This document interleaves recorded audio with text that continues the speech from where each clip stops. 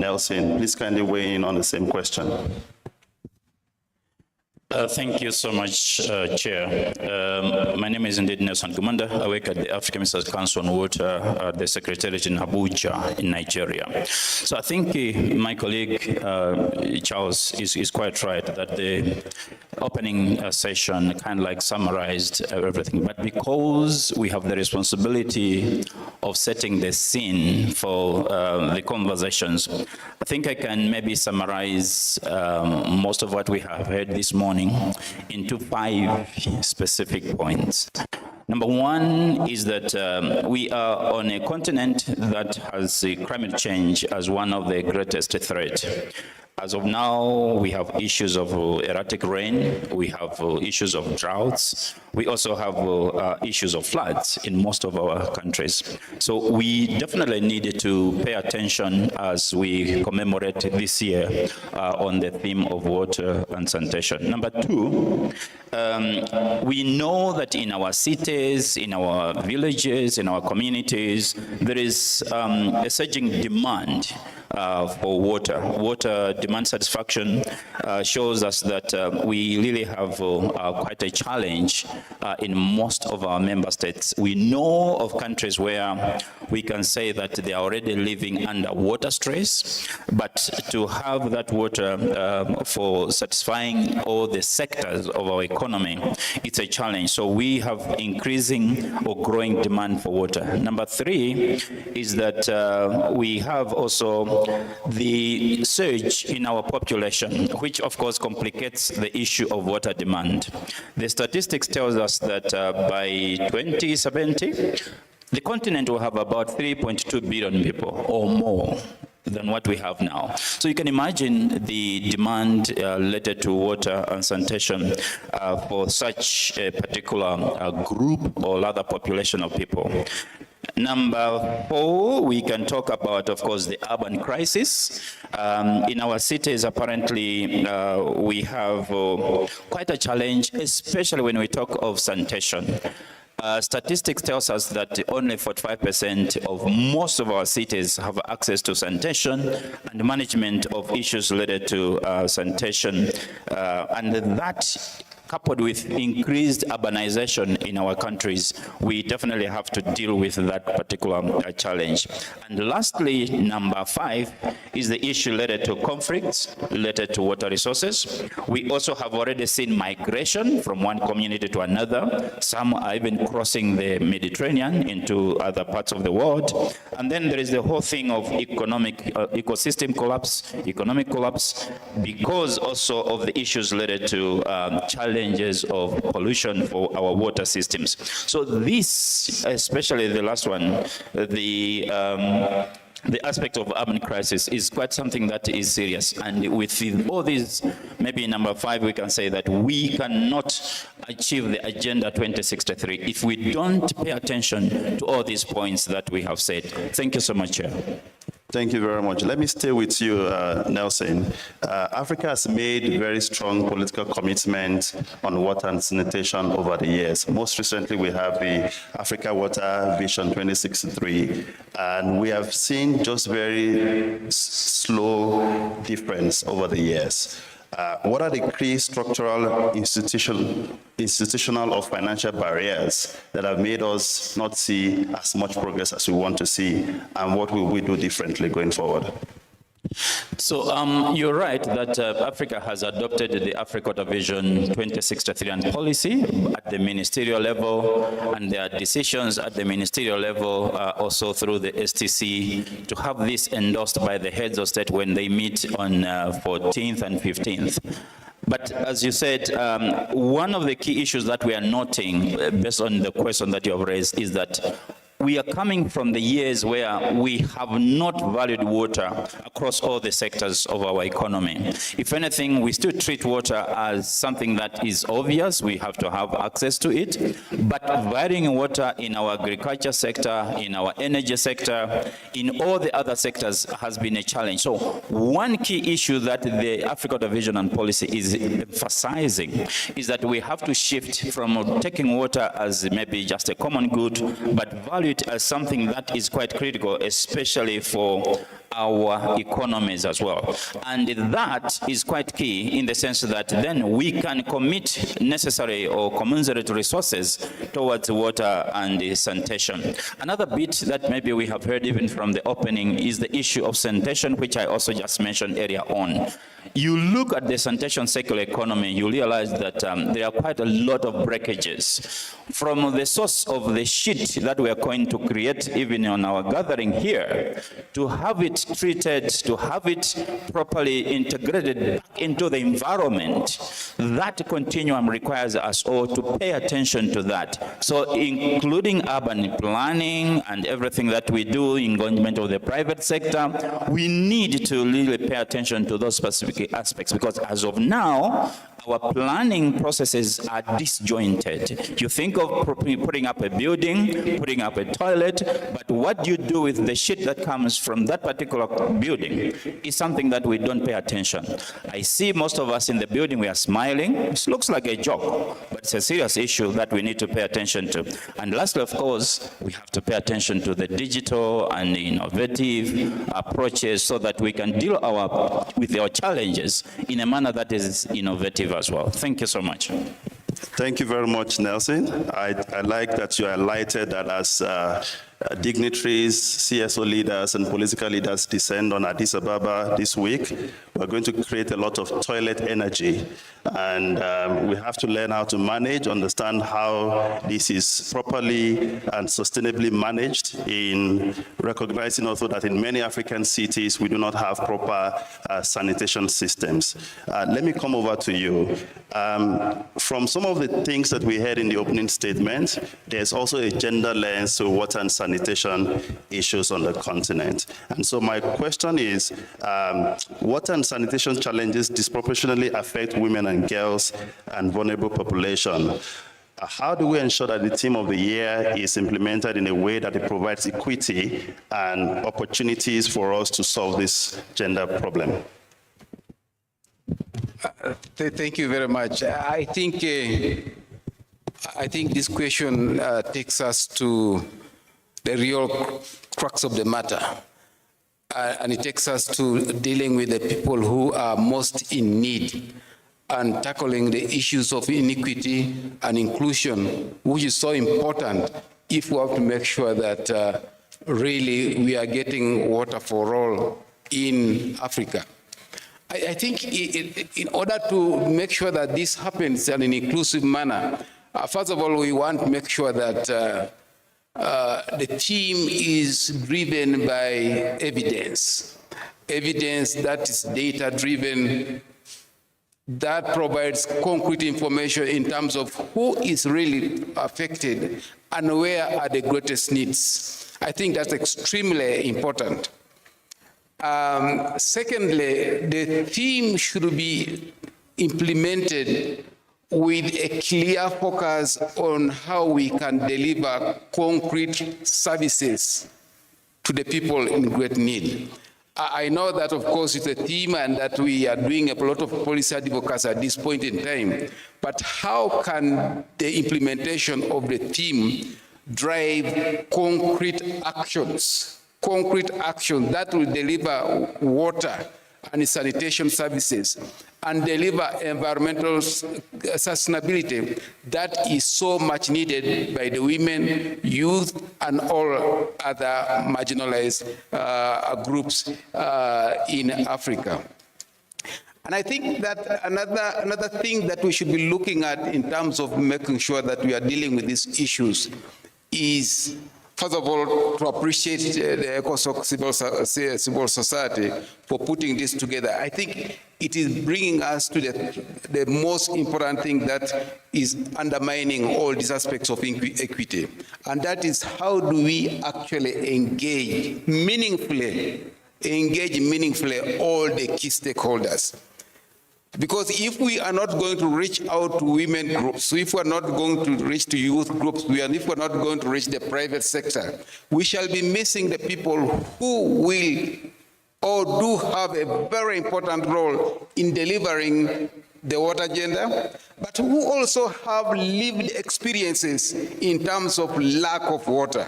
Because if we are not going to get their voices to impact on the implementation of the theme, we are going to miss the point. We must bring them on board so that their voices are brought bear on the implementation of the theme, and that we can have their voices driving concrete action on the ground. Thank you very much.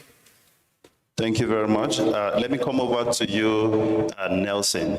Is it a coincidence that many of the regions where we have conflict on the continent also suffer a water challenge? If you look at the Sahel region, the Lake Chad basis, if you look at Somalia, if you look at Sudan, many of the big conflicts on the continent also have a water problem. Is this a coincidence, or we have linkages that we can draw from this? Thank you, Chair. So you're quite right, and I think most of colleagues who say, those water experts and others who have looked at the issues of governance related to water, who mentioned that they think the next wars and fights on the continent will not be about oil, will not be about other issues, but it will be on water and water resources. And as just said, we see pockets of these challenges in the regions that you have mentioned. And I think one thing that is emerging is that we need definitely to invest more on issues of transboundary water cooperation and governance. And that has still some challenges in some regions, as we know it, but we have a number of basin organizations that are providing like an opportunity to bring together member states and communities that are sharing some water resources to make sure that we have protocols, agreements on how we can develop the water resources in these specific settings. So we are in the Africa Water Vision and Policy that I just mentioned earlier on, looking at transboundary water cooperation as something that is a must for us on the continent. We should look at them as units for peace, units for integration, units for making sure that we have different views, different observations put across on the table. What is key for this transboundary water cooperation is make sure that we are sharing the data related to the water resources as well, and sharing an understanding of the type of developments that has to happen around the water resources that we are sharing across countries. So for now, in the new Africa Water Vision and Policy that we're talking about, we are looking at how can we ensure that we are investing in the transboundary water cooperation, looking at them as pillars basically for peace and security and integration, but more importantly, together jointly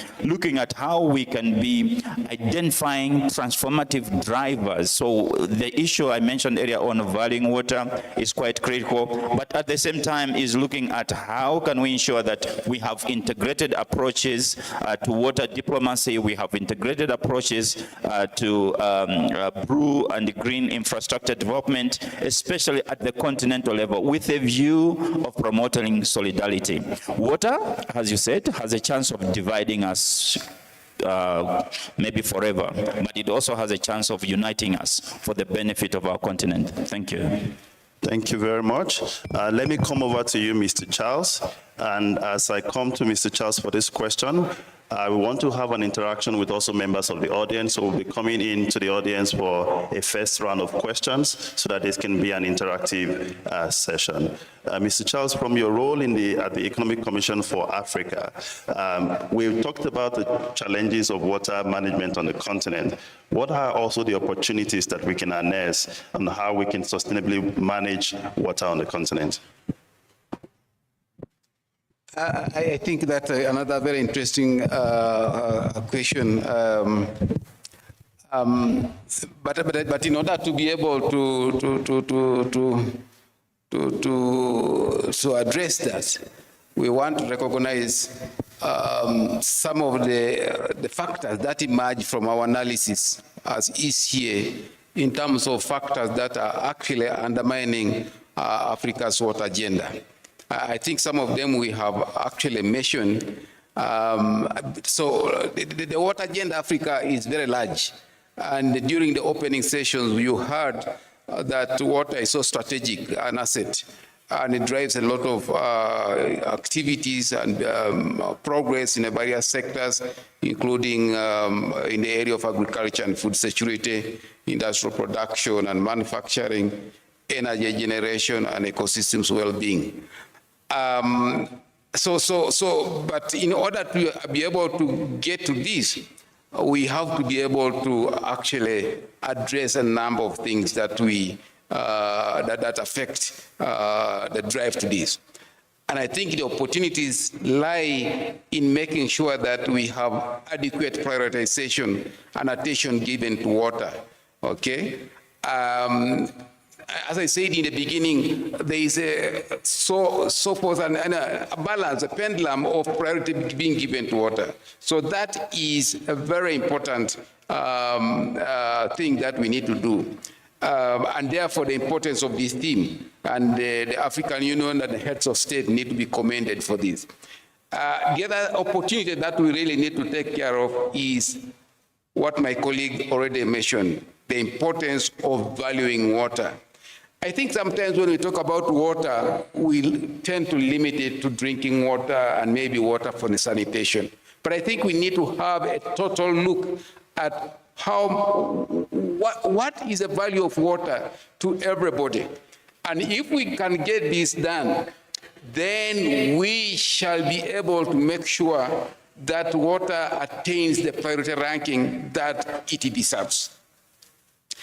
And the other opportunity that really arises is mainstreaming water across sectors. I think this is extremely important. Water is really not mainstreamed as a funded priority across all the sectors. This is what we need to make sure we do, because through that, we are able to mobilize multi-stakeholder action and make sure that we have the resources that are required to drive water across all the sectors. And another opportunity that we have really is leveraging innovative financing mechanisms to drive implementation of water-related programs in Africa. What is happening now is that because water is sometimes covered or not covered in some of the development plans, the financing that we have is inadequate. And secondly, you find that let us agree on this. I know that there's inadequate financing for many sectors in Africa, but I think water is one of those sectors that receives quite a bit of money, although inadequate. And the challenge is the inadequate use, or inefficient use of some of this money sometimes. We are not taking the money to where it's most needed, and if it is available, we are not using it at the right time, sufficiently enough to be able to get the things done. I think this is something that also needs to be done in terms of doing this. The third area that I want to highlight an opportunity really is addressing the issues of governance. And governance here includes making sure that we have meaningful engagement of key stakeholders, particularly the youth, the private sector, the women, and those kind of categories of people. I think there is an opportunity there for us to make sure then that we shall have the water agenda addressed. Thank you very much. Thank you very much. A round of applause to the two panelists as we go to take the first round of questions. Can we have support from the Secretariat? Can I see with a show of hands if we have questions at this stage? I see one gentleman at the back wearing black. I'll take 5 questions to start with. Is there anyone helping us with the microphone? Thank you very much. There's a gentleman wearing black at the middle. Can you stand up so that we can see you? Yes, I'll take that's the first one. And then there's a lady here wearing blue as a second. On this side, we have the number 3 here. I would take number 4 right in front of here, and then number 5 there. All right, so let's start with you. Please tell us your name The organization will represent, and please go straight to your question in a minute. Thank you. Yeah, thank you, Chair. My name is Africa Chiza. I work with Christian Aid. My question goes to the question of the issue of decolonizing water governance. And I'm glad the last speaker spoke about the need to move beyond water governance looking at the water from beyond sanitation and access. You realize that water governance in Africa is still, especially the Nile, is still governed by colonial treaties, I think that's 1929 and 1959. And this has sometimes led to conflicts among AU member states. My question is the AU exploring some alternatives to the existing treaties in terms of governing the shared resource like the Nile? I thank you.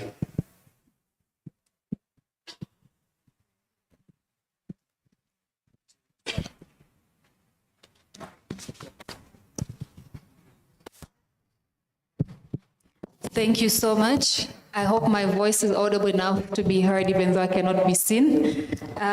So I just want to thank you guys for your presentation, and my question goes directly to the UN Economic Commission for, I've seen it, Economic Commission for Africa. So I wanted to know, based on your presentation, I love the fact that you brought up the issue of governance, and I wanted to understand what implications or what ways do you have in ensuring that Africans government move from just policies, because we can talk about policies, but if it's not going to be implemented, it's a waste of time.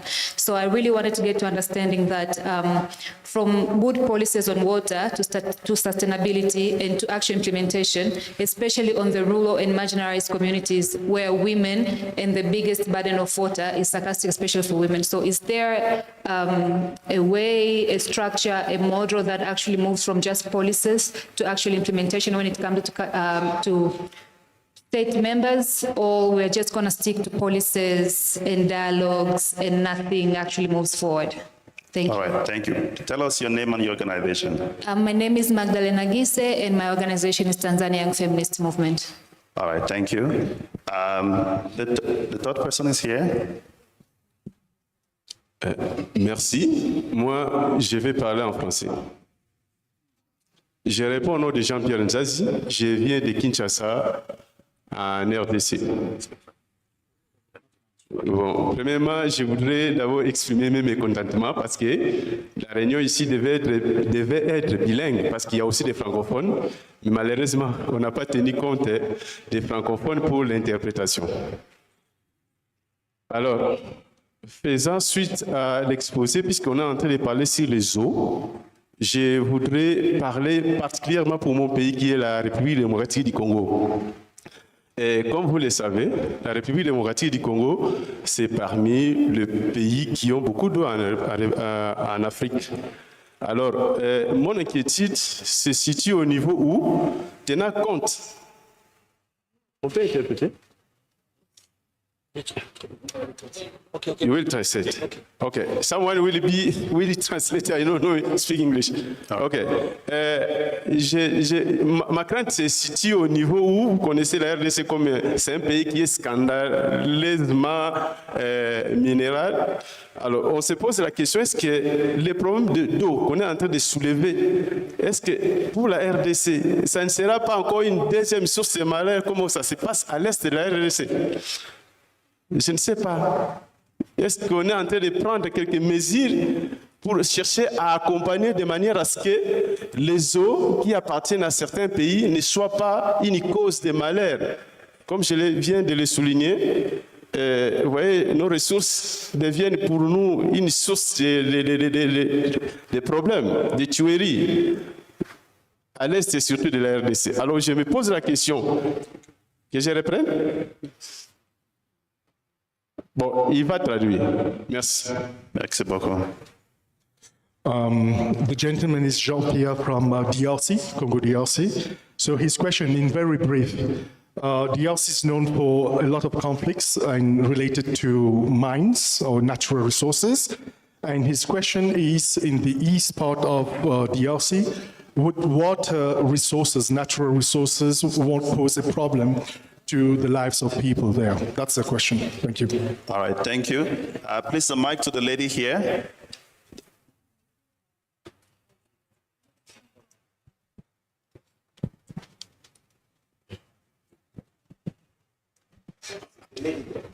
No, it's me. The lady. Oh, really? Then we come to you as the I last thought, all person. right. Thank you.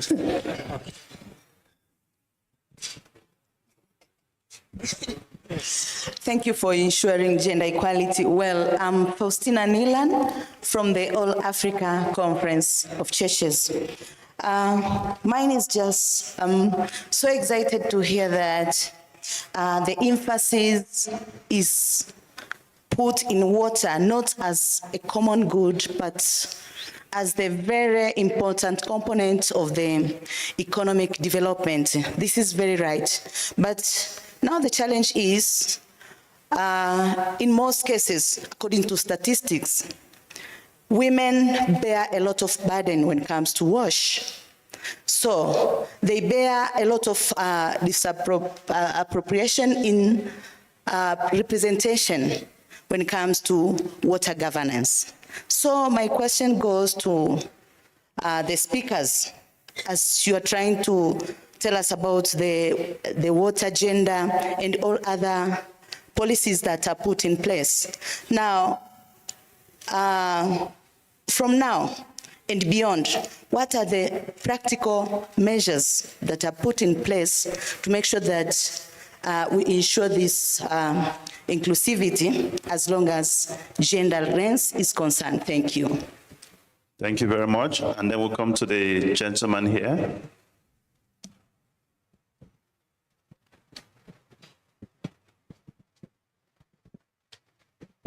Thank you, moderator. My name is Aberran Deshaw. I'm working as senior advisor to the minister at the Ministry of Water and Energy. And my question goes to Nelson, just as AMCO. First and foremost, I would like to appreciate for ECOSOCC for bringing us together so that we will be able to contribute to the upcoming UN ordinary session of Leaders Summit. My question is, when Nelson was mentioning to us that the abundant water source across all African countries is becoming the potential areas for conflicts, and it's also to have potential opportunities for cooperation and unity. And this issue of the thought related to regional integration and cooperation have been a statement which we have been addressing everywhere we go across Africa and beyond, including to the UN Water Conference. Back in 2023, we were there in New York. And a lot of summits. Recently, in August, we have been in Cape Town for the African Union Water Investment Summit, and a lot of talks. And my question is, as AMCO, I know AMCO is a secretariat, and its role is a kind of facilitation and bringing member states together. But you do have Council of Ministers for Water. And what do you think are the very critical challenge in terms of grounding the practical cooperation and regional integration in terms of transboundary water sources? For audiences, just in case if it is a good example, Ethiopia is supplying potable, drinkable water supply for the people of Djibouti from our own source. Djibouti do have more than 28 wells in the border of Ethiopia, and we are supplying water for the people of Djibouti, just for the purpose of peaceful coexistence, and taking into account of people living in the borderland areas. But as AMCO housed in the AU, we were expecting a lot for practical integration and cooperation of member states. So what are really the critical challenges? Thank you.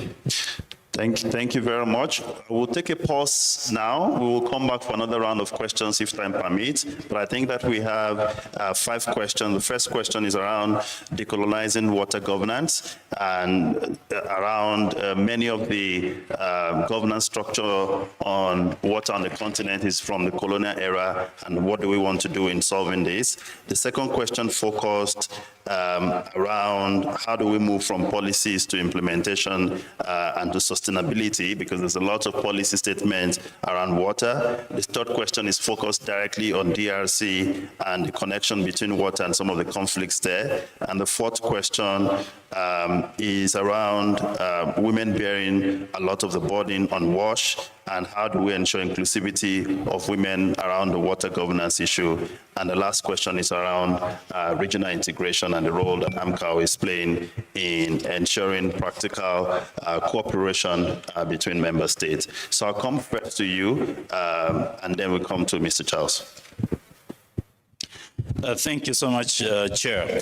Actually, I'll start with the easier ones, which are seemingly easier, and then I'll leave the difficult ones to Charles, because he is more into the business of dealing with difficult stuff. Bringing together member states across the globe is not easy. It's not easy, though, as they would say. These questions are quite critical, especially I'll start with the one on gender related to issues of governance. In the Africa division and policy that I mentioned earlier on, we've noted that this is quite an important issue, and there is apparently a vision statement that focuses on issue of gender and inclusivity in this particular case. And one key issue that we are observing is that we need to remove the barriers for, let's say, engagement of different stakeholders, especially when it comes to decision-making for matters related to water and sanitation. And we are also encouraging our member states to leverage on the demographics and the dividends that we have with more youth on the continent than any other continent, with more focus on gender, especially also women, because as you said, they are the blunt. But when it comes to the decisions, especially, for example, when it comes to water governance, just take an example, for example, for basin organizations.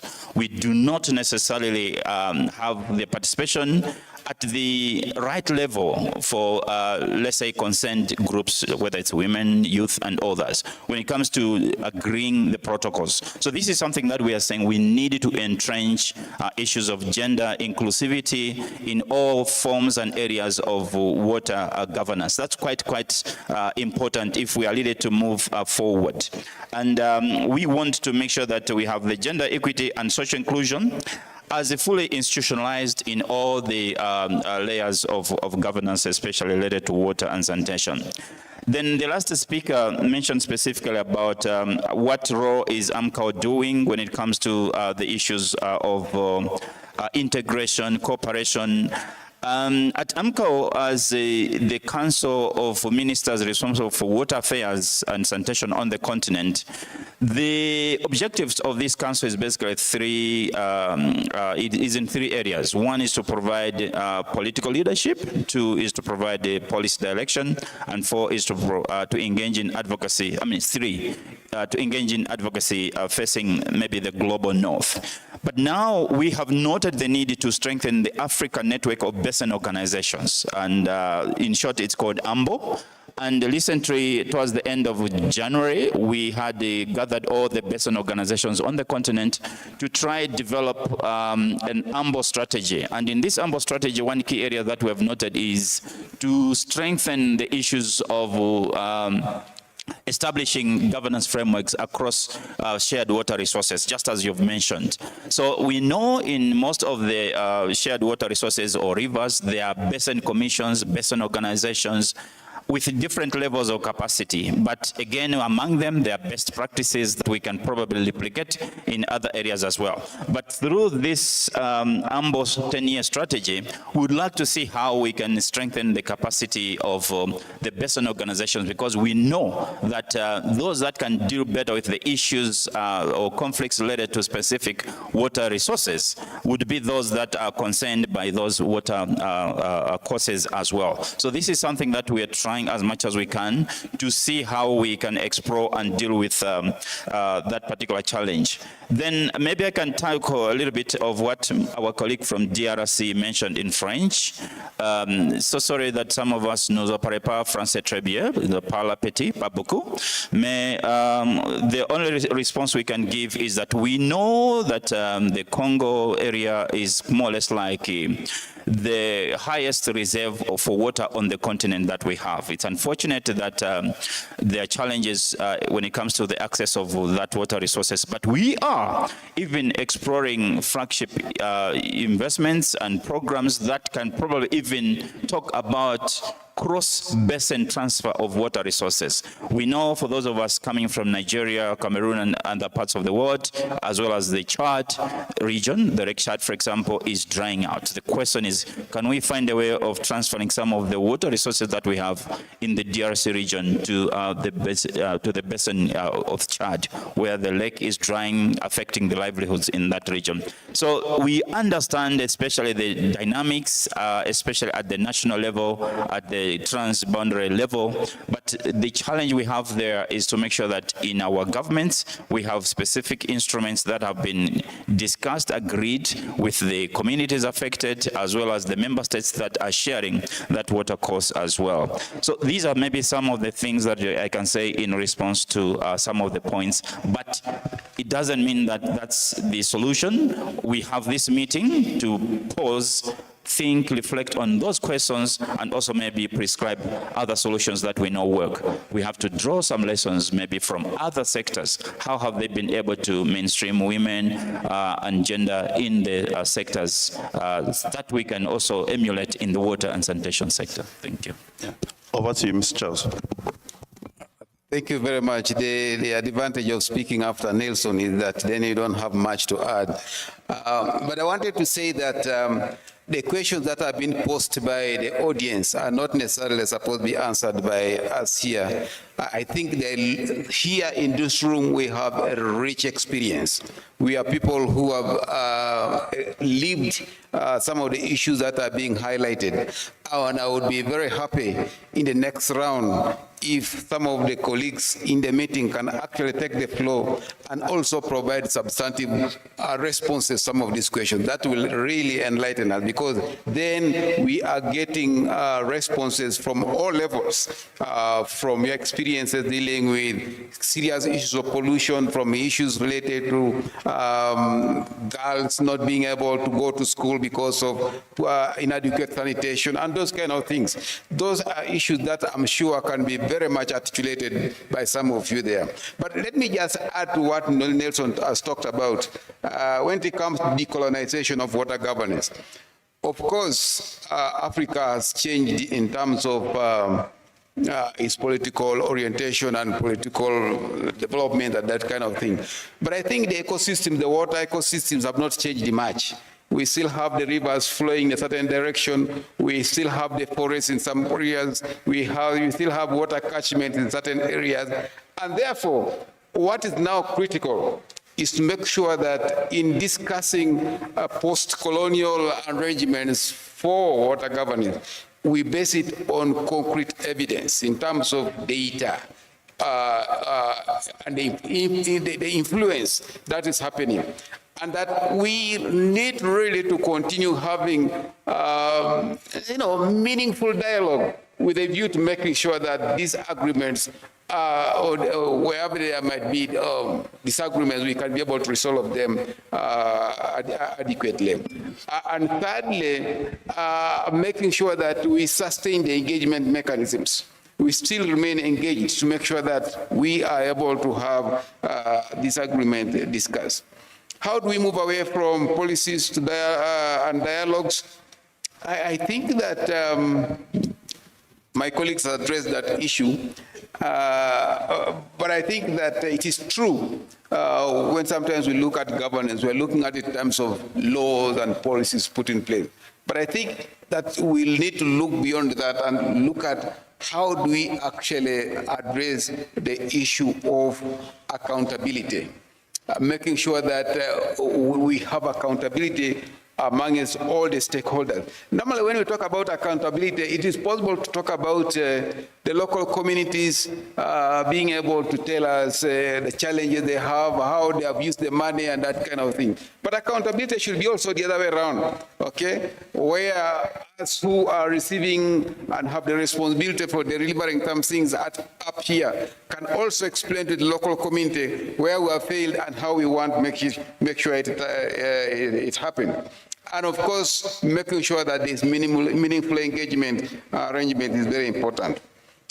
In terms of practical measures for inclusivity, I think my colleague has dealt with that quite adequately, but I think that we need to make sure that we have tailored financing models that will be able to address specific needs of women, children, youth, the marginalized groups, and that kind of thing.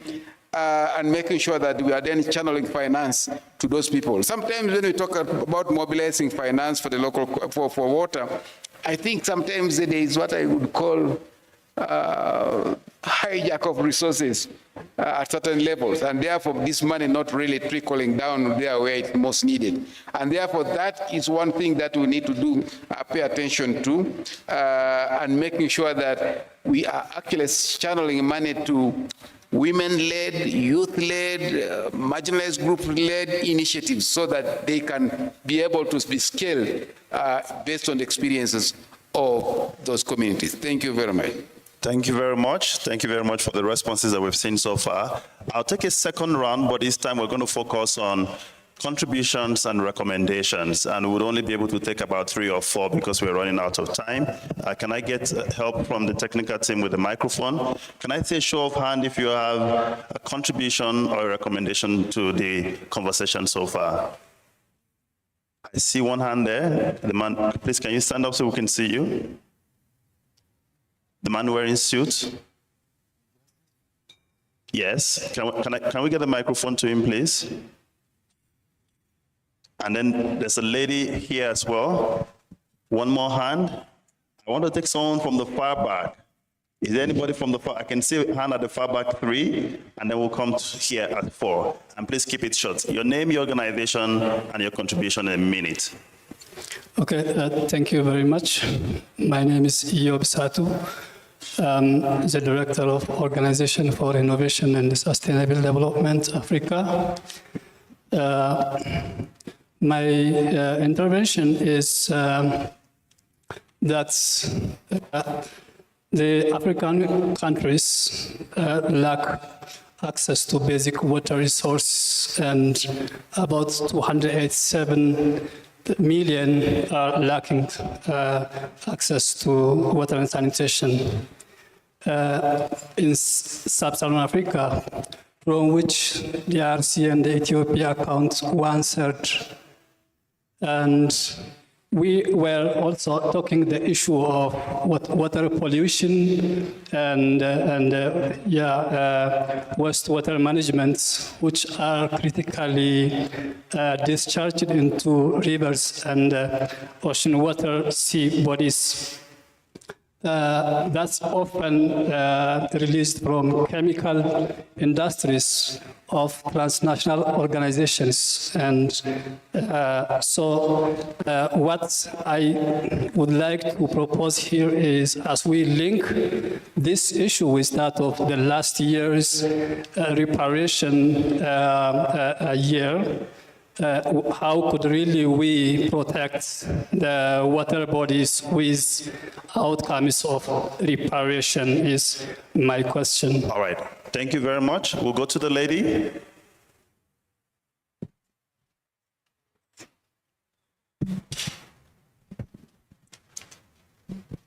Thank you so much. There's a saying, nothing for us without us. I hear us talking about women a lot and youth. I don't see them on the stage. It would be great to see them on the stage in future. And just a suggestion, I heard a lot of women should be involved in the conversation. We are here and we're ready to be involved in the conversation. It would be great for us to be on the stage talking about issues that are dear to us. My suggestion is to use technology as an equalizer. I think this could have been a great opportunity to maybe get our views beforehand, using technology as an equalizer if you can't have us on the stage. And then you can speak from a perspective where we have equity and our voices are also represented. I think that's my suggestion. Thank you very much. As I was coming to the panel, I was praying nobody was going to make that comment. I've seen that my prayer was not answered, but at least I have tried as much as possible to ensure that we have a lot of women voices from the audience. Let's go to the woman behind, so we have more women. There was a Trust me, we'll do better. I hope that the next sessions have more women representation. All women. So all men and all women session. Very good. Balance. Thank you so much. My name is Ruth Nkutumula, representing Disabled Women in Africa, a network of women and girls with disability. So we know that women and girls with disability are affected by water also in a different way, as we know that disability also comes with extra cost. I wanted to understand that how will ECOSOCC institutionalize the meaningful participation and leadership of women and young women with disabilities within its sectoral clusters and advisory processes, and what accountability mechanisms will be put in place to ensure that input concretely influence African Union policies, including the implementation of Africa's Water Vision 2063 and the Agenda 2063.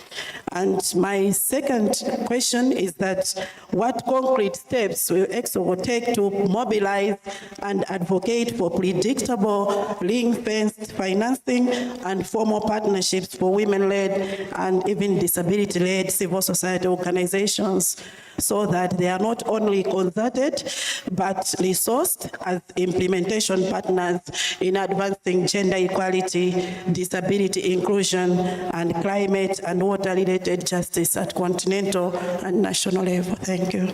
Thank you very much. And then the final one, the gentleman wearing a black suit in the middle here. Please, can you stand up so yeah, that's him. Thank you. Thank you. My name is Mahrous Hussein Yusuf from Chad. I'm the national coordinator of an organization called Youth Volunteers Chad, Act for SDGs. We are working on climate resilience and lack of access to water in our community. To be honest, we attended a lot of forums, conferences, but all the time we are just talking, we are not acting. And people are dying because of water resources. I am also a medical doctor, and let me tell you this. People are dying because of water more than malaria in our country.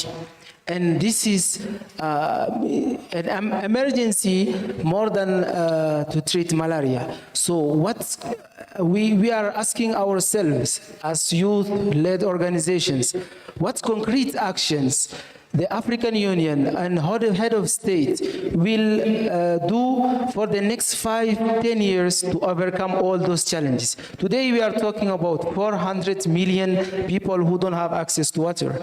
We don't know in 2030 how will the situation become. So we are asking for action, concrete action now.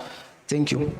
Thank you very much. You've raised very important points. Thank you very much. I'll come back to the panelists for their closing reflections as we bring this panel to a close. Let me start with you, sir. Thank you so much, Chair. Actually, I wanted to mention one thing which is quite critical. The fact that our heads of state have the focus of water and sanitation in this year is something that we have to commend and celebrate quite a lot, because the last time that we had water and sanitation on the agenda of the African Union was in 2008. Some of us in the room will recall when we had the Sharm el-Sheikh Declaration, which has been used as the framework for implementing issues of water and sanitation, especially goals. One other thing that I wanted to mention is that as much as we are commemorating the year on water and sanitation, at AMCAO, where I am working, we have, specifically in response to the point on gender, we have a youth and gender inclusion strategy that has been developed and adopted by our ministers. And we've gone beyond just adopting this strategy to develop a gender toolkit together with Africa Renaissance. I have seen Dr. Caroline Wamboka. You can raise your hand so that we can appreciate. The African Renaissance has been helping quite a lot for us to keep gender and youth around the table. More importantly, this work is being done in collaboration with the African Union the Africa Civil Society Network. So I'm glad that we are here together with the African Civil Society. We can explore together how we can implement that youth and gender strategy using the toolkit that I'm talking about.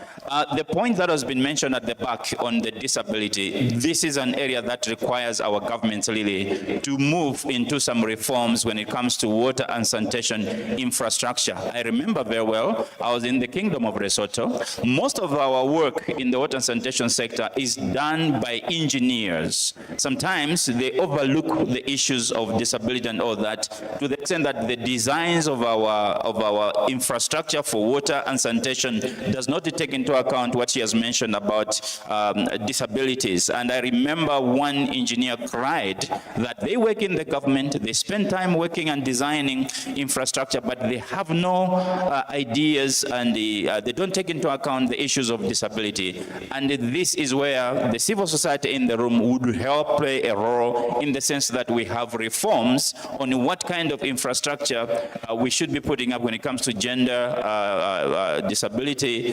inclusivity as well. Those are some of the aspects that I think we are pushing, especially as we go forward in this new vision and policy, to make sure that people that have a concern over a particular issue are part and around the table when it comes to decision making. So here, I would really push more for us as the civil society, making sure that we're engaging our governments to push for reforms. Another important thing that we have to push as the civil society, and which we have seen working, is that after the Sharm el-Sheikh Declaration in 2008, our heads of state went back. Some of them, they unbundled the ministries responsible for water and sanitation. Way back, most of the times in our governments would have water and sanitation buried under energy, under environment and other ministries. But they were able to come up with ministries responsible for water and sanitation. And sometimes they even created directorates for sanitation to ensure some special focus on these issues that have been overlooked over the years. This is something that we would like to see continue, and we will count on the member states to make sure that when we engage our heads of state, they try as much as possible to have a dedicated minister responsible for water and sanitation. It's helpful in the sense of mobilizing resources that my colleague mentioned earlier on. It helps in terms of making sure that we are monitoring the progress that we're working in the water and sanitation sector. At AMCO, we'll continue investing as well our resources in monitoring and tracking the progress across member states level as well, but working with all the stakeholders in the room. And of course, it's great that the ECOSOCC is already pushing for more engagement of the civil society, so that we can keep our government in check on some of the things that we are doing when it comes to policies and regulations. Thank you so much. I think that's what I can add.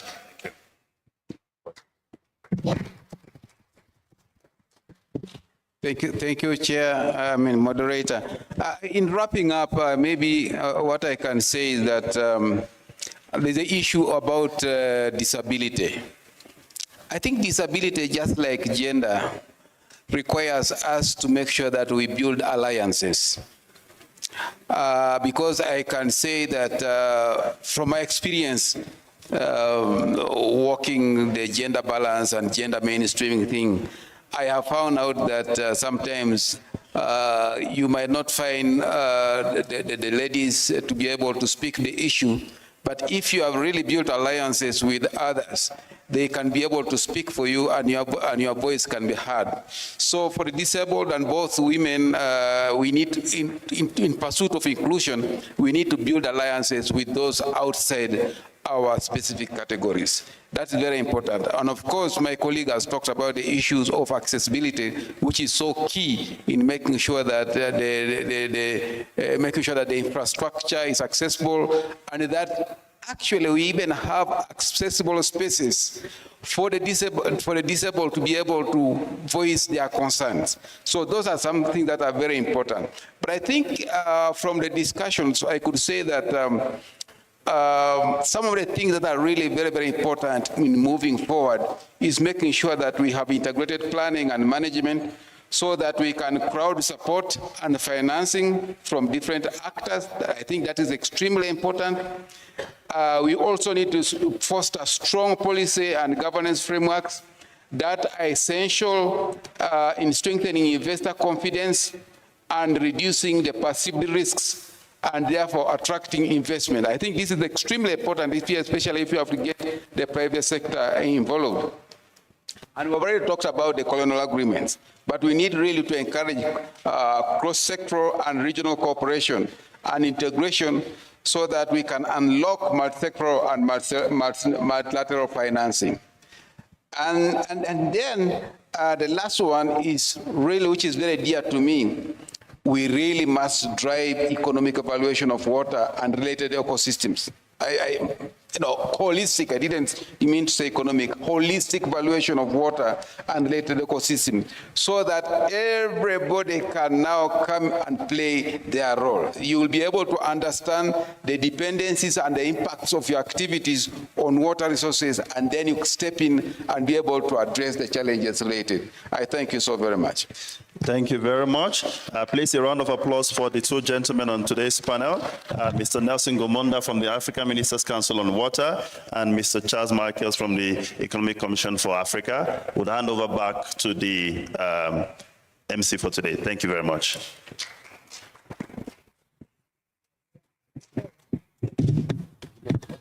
So let's do the applause again. A bit harder than that. They did a great job unpacking this theme of the year. So we'll have a family photo. Let me also look in this.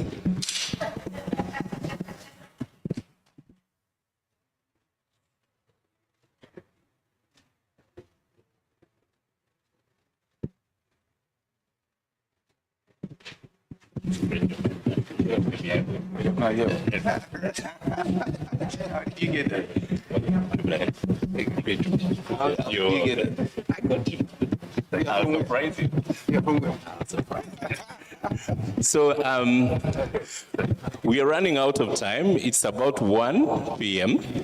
We're going to have our next session before we break for lunch. This will take us 1 hour.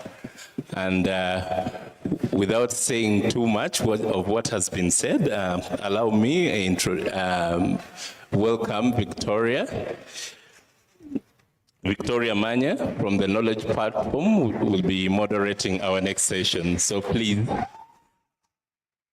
And on a special note, that one was a menu for the men. This is the menu for the ladies. Please. Thank you.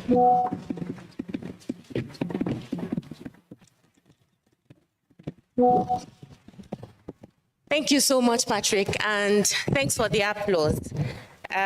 Like Patrick has rightly pointed out, we're doing this for the women.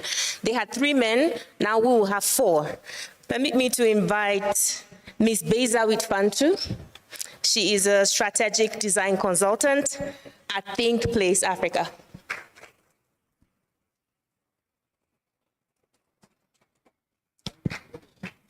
You have support. Up next is Honorable Nima. She was the director of ceremony earlier this morning.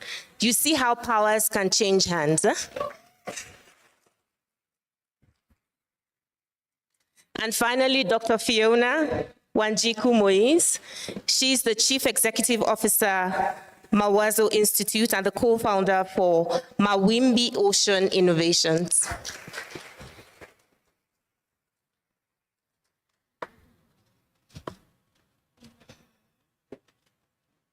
While she makes it up here, we've heard from the experts from, I think, around 10 a.m. this morning when we started. Africa hosts many transboundary rivers from the Nile to Zambezi to Niger, and they connect so many countries. But one important aspect is energy. They are essential for both water and energy systems. We haven't heard much about that today, but I would like to do a little bit of grounding. Now, these transboundary waters connect populations across and within borders, and they serve as critical sites for economic development. They also create deep hydrological and economic interdependencies, as we heard from the previous panel. Now, at the same time, transboundary water face governance challenges, as we've heard so far. There is no one-size-fits-all for the governance architecture. The governance architectures are largely dependent on political, economic, ecological, and social factors. And so it's difficult to have a blueprint because the context differs across countries. One very interesting thing that I came across, or fact that I came across when we were preparing for this session, is the fact that governance before now focused largely on the basics. Well, transboundary governance, irrigation, access to drinking water. But then in the 1970s, the Senegal Basin states showed us that cooperation was possible. Then from the 1990s upwards, conversations around energy started to become mainstream. While we know quite a lot about, or we are aware of the challenges, the many challenges that besiege transboundary waters, there are certain things that are subterranean. Some challenges or some risks are underestimated. And with this, and on this note, I'd like to start with Bezawit. From your perspectives as a system design person, what are some of these challenges that transboundary water governance faces when we speak of the energy aspect? Thank you, Vicky. Thank you so much. It's a pleasure to be a panelist at this session. So in response to your question, so the first one is that technology, in many ways, not all the time, is designed for rational coordination instead of real incentives. So by nature, as humans, when we talk about behavioral science, we have to remember we're motivated by the advantage that we're going to get. So when we're implementing behavioral change projects, we introduce how a person will be motivated by showing them what they will gain when they perform that behavior. So when we talk about this coordination among transboundary countries, a lot of our governments, decision makers, politicians, they have the rhetorics that coordination is important, technology is in place for that, there are systems in place for that, but practically on real ground terms, when we see it, the incentives don't lie with regards to coordination. We don't see real rewards related to coordination, and I can give examples. Ministries, basin authorities, usually they're rewarded for protecting mandates, not for coordinating. We all know we are very nationalistic, which is a given, and it's been normalized. We root for our countries, and that is the same for sports. As an Ethiopian, I can refer to running because I'm more familiar with that. If there are my Kenyan brothers and sisters here, we know how competitive we get during Olympics. Kenyans versus Ethiopians, we usually, and it's been normalized to root for your country. And it's the same for protecting national mandates as well. So ministries as well as decision makers also are incentivized. Promotions are given, recognitions, public recognitions are given when you put your country first. So behaviorally, we expect these leaders to act in a way that puts their national mandates, that prioritize their national mandates. And this, unless the incentive system changes and the incentive also encourages coordination, we can't expect much change. The second one is data sharing is perceived as a loss of control or strategic disadvantage in a lot of ways. I was speaking to a hydraulic engineer currently working in Europe, and he was telling me an example of how him sitting in Belgium can easily access the river data of Netherlands or other European countries. In that sense, in Europe, they've normalized and it's embedded into routine governance, making cooperation low risk to share data.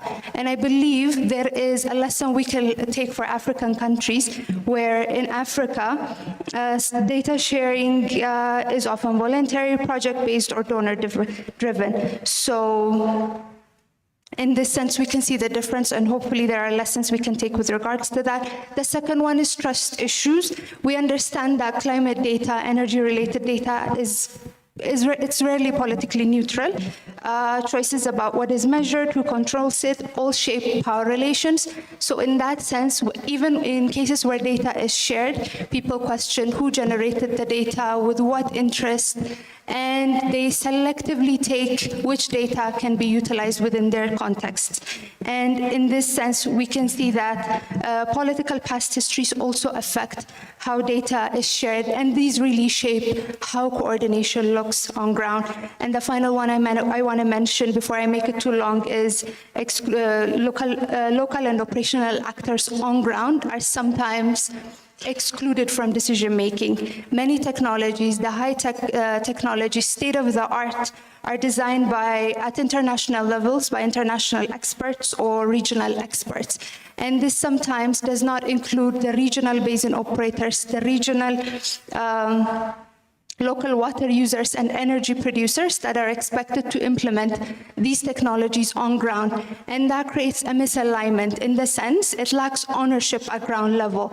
And since we expect these coordination to also apply at ground level and the technologies to be at ground level, if they're not designed in coordination with people at the ground level, they're highly likely to fail. Thank you so much, Vicky. I hope I responded to your question. Thank you, Basil.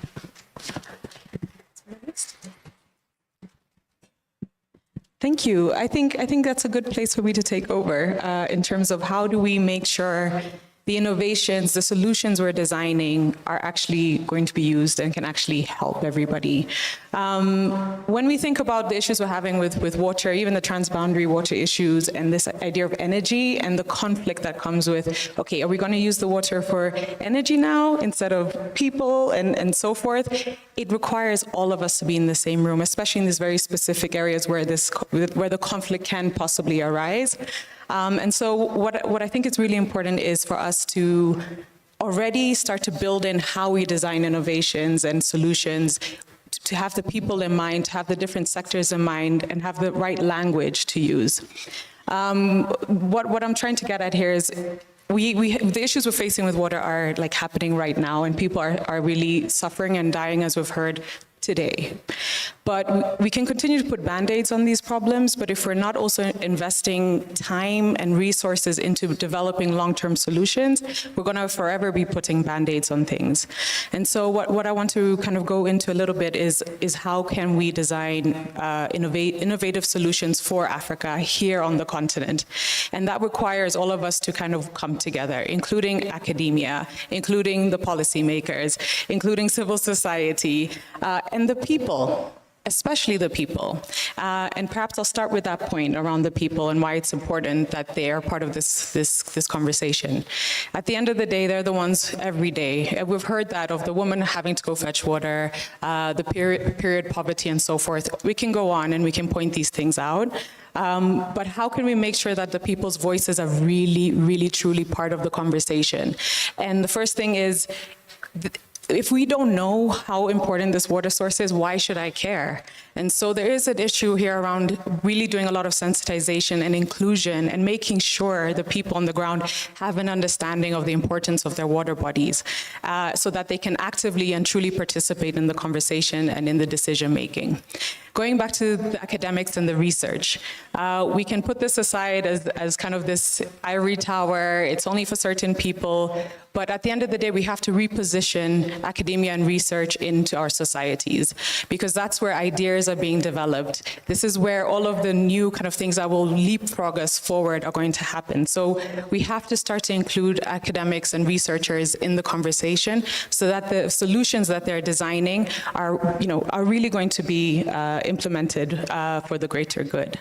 And that comes with training, that comes with making sure that researchers represent represent basically the people. So making sure that researchers are also women, that are also representing marginalized communities and so forth, because it's that lived experience that they can bring to their research that can be incredibly catalytic for change. And finally now, government, policy, civil society actors, private sector. These are at the end of the day, they're the implementers. They're the ones that are going to drive everything and scale the solutions. And so including them in the conversations early on and making sure we can all understand each other and speak the same language is a way that we can develop solutions that are truly, when we say people-centered and African-led innovation and things like that, this is how we do it. And we have to lean on the things that make us African, indigenous knowledge, listening and hearing. We heard at the poem in the beginning about Sankofa, you know, going back to our ancestors and our history to find solutions for today. The part of what we do good is storytelling. We like to tell stories. So can we use things like that to really come together and be on the same page in terms of the solutions that we're trying to design when it comes to transboundary water bodies and now this connection to energy and just energy transition and so forth. I think I'll leave it at that. Thank you. Back to you, Vicky. Yes, thank you. That's fantastic.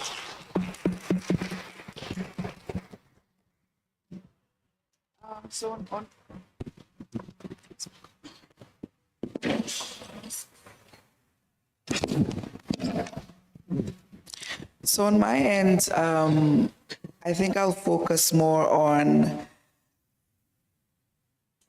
touching on the risks.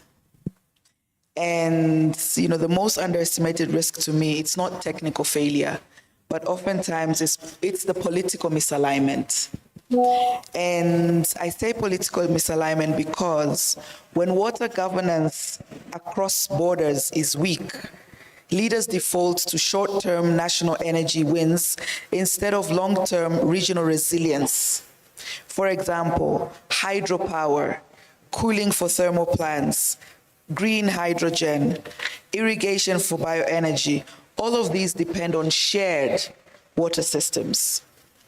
But political incentives are misaligned.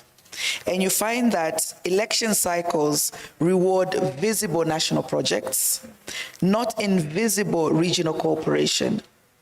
Leaders bear domestic political costs for cooperation, but benefits are shared. Regional water institutions often lack enforcement power, financing, or political backing. The result is therefore a unilateral decision. The result is unilateral decisions. For example, dams, diversions, emergency withdrawals that increase climate risks, fuel regional tension, and undermine energy security for everyone. So the underestimated risk is this. We are building a green energy transition in most of our countries on the African continent. However, we're building this transition on a foundation of political fragmentation. And that is structurally unstable. Now the result, and to sum all of this up, climate resilience falls because Africa lacks technology.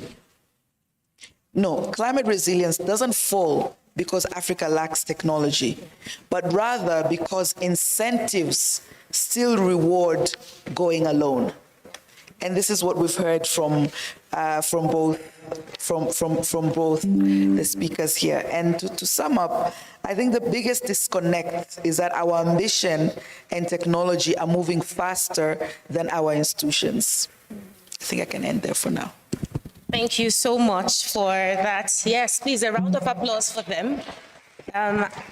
I think they have really helped us draw the connections or interlinkages between systems, the politics, innovation. Bezawit mentioned our motivation by interest, and that also connects with what Honorable Nima said about the incentives rewarding going alone. We also have nationalism, putting your country first, and prioritizing national mandates, especially given the current global shift to core nationalism. You can imagine what impact that would have on an already fragmented political alliance regionally. We also have data sharing, which is considered as a loss of control. I think that's an important point that we have to reflect upon as individuals, but also as people representing various organizations that might be able to do something about this. There is a local ownership issue, the trust issue, and then the right language. How do we communicate the issues? How do we communicate the value? How do we communicate the incentives, right? Sensitization and understanding in order to empower. You know, how many of our people do understand what transboundary water governance is and its impact on their access to energy? Thank you so much for that very enlightening first round.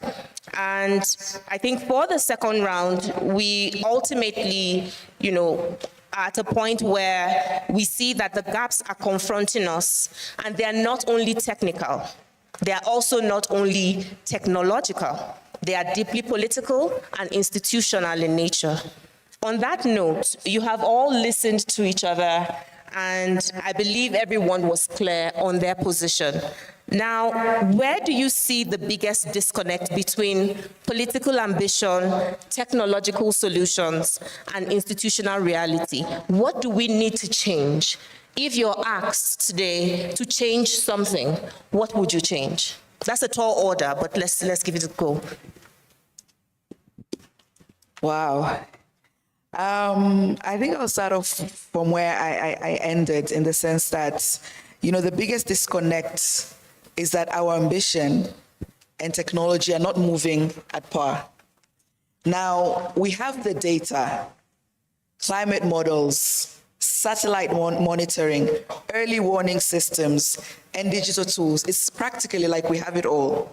But institutions, especially for transboundary water governance, this is where still we are operating with outdated mandates, weak coordination, and limited political authority. Ministries plan nationally, while climate and water risks move regionally. Energy planners rarely sit with water negotiators. Regional bodies are consulted late, not empowered early enough. So to close this gap, 3 political shifts are needed. So very quickly, the first one, we need to make regional water cooperation a political deliverable, not a technical afterthought linked to energy security, jobs, and stability. Second, we need to align incentives, reward leaders and institutions that cooperate across borders with financing, visibility, and implementation support. And then third, last, we need to strengthen accountability. Shared data must trigger shared decision, not just shared reports. Because truthfully, without these changes, technology will keep advancing, but resilience will lag behind. And therefore, I believe this is why the 2026 AU theme matters. It forces us to treat water governance as a political and economic foundation, not just a service sector. And I'd like to close off by saying that if, as Africa, we truly want a just energy transition, then shared water governance must be treated as regional infrastructure. Absolutely. Politically protected, institutionally empowered, and people-centered. Thank you. Thank you. Thank you so much, Honorable Nima. So I'll add up on that from a behavior perspective. So usually we assume lack of integration, not just among countries, but sometimes it also happens within sectors, which is the kind of coordination we need as well, right? Simultaneously to thinking of national integration or country-to-country integration, we should also be thinking about sectoral integration. And when that doesn't appear, or the lack of that, is not necessarily just a technical problem. It is also, from my point of view, a behavioral problem. In the sense, as much as we're nationalistic, we're also professionally focused, sector focused. We're experienced in a specific sector for years, sometimes decades, and it becomes part of our identity. A lot of training goes into it, experience, budgeting, so we may find it difficult to collaborate with other sectors when it's not demanded. Our job descriptions, even at political decision makers level, they're focused on their own specific sector. Like I said, it's not necessarily incentivized or even motivated to collaborate with other sectors. I can give an example from Ethiopia here. We have our Electric Power Association, which focuses on using water to generate power. We have our irrigation minister, which focuses on improving irrigation to improve food production. And we have the city municipality, which focuses on providing clean water. And we can see, since they all use water for their main work, there is a clear point of coordination and alignment, and that's one of the recommendations we do make. We're not saying integration doesn't exist, but for example, in responding to climate risks, the coordination among these three organizations could be highly beneficial. And the other is a behavioral response to uncertainty. Usually when climate risks are communicated, we think of them as something that's going to happen years later or decades later. And instinctively, sorry about that, the same way we individuals are wired the same as decision makers as well, we tend to prioritize the immediate problems, the present problems, because we lack resources. We have pressure from higher officials to respond to immediate responses than responding to the climate risks that are coming maybe years or decades later. So the way risks are framed and communicated is something that can also be improved, so that from a behavior point of view, it encourages coordination and acting now instead of putting it for later. And just to summarize this, based on what we've talked about, I would say one thing we could do as a contribution to all the other things we could do to reduce cross-border water and energy risk is understanding exactly how much data can be shared across countries. Maybe it's a system that could be set up, because I understand some data is highly sensitive, it's not easily shareable to other countries, but identifying which data is high risk and low risk, and having a clear understanding of where we can start and how much data can be shared with whom might be a good start, I would suggest. Thank you so much.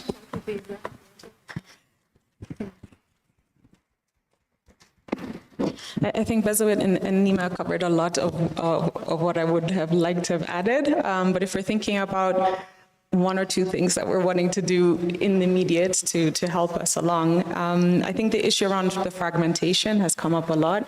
The fact that a lot of decisions are happening either in specific sectors or in specific countries without the sort of input from other people that might be affected, or other sectors that might be affected by certain decisions.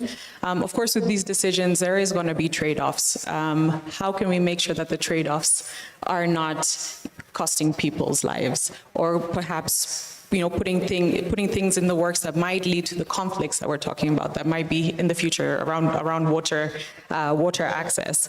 But the one thing that I think lies in between all of these things we're saying is how can we ensure more of a relational way of doing things and understanding each other beyond our borders, beyond our sectors, beyond where we, the positions we hold.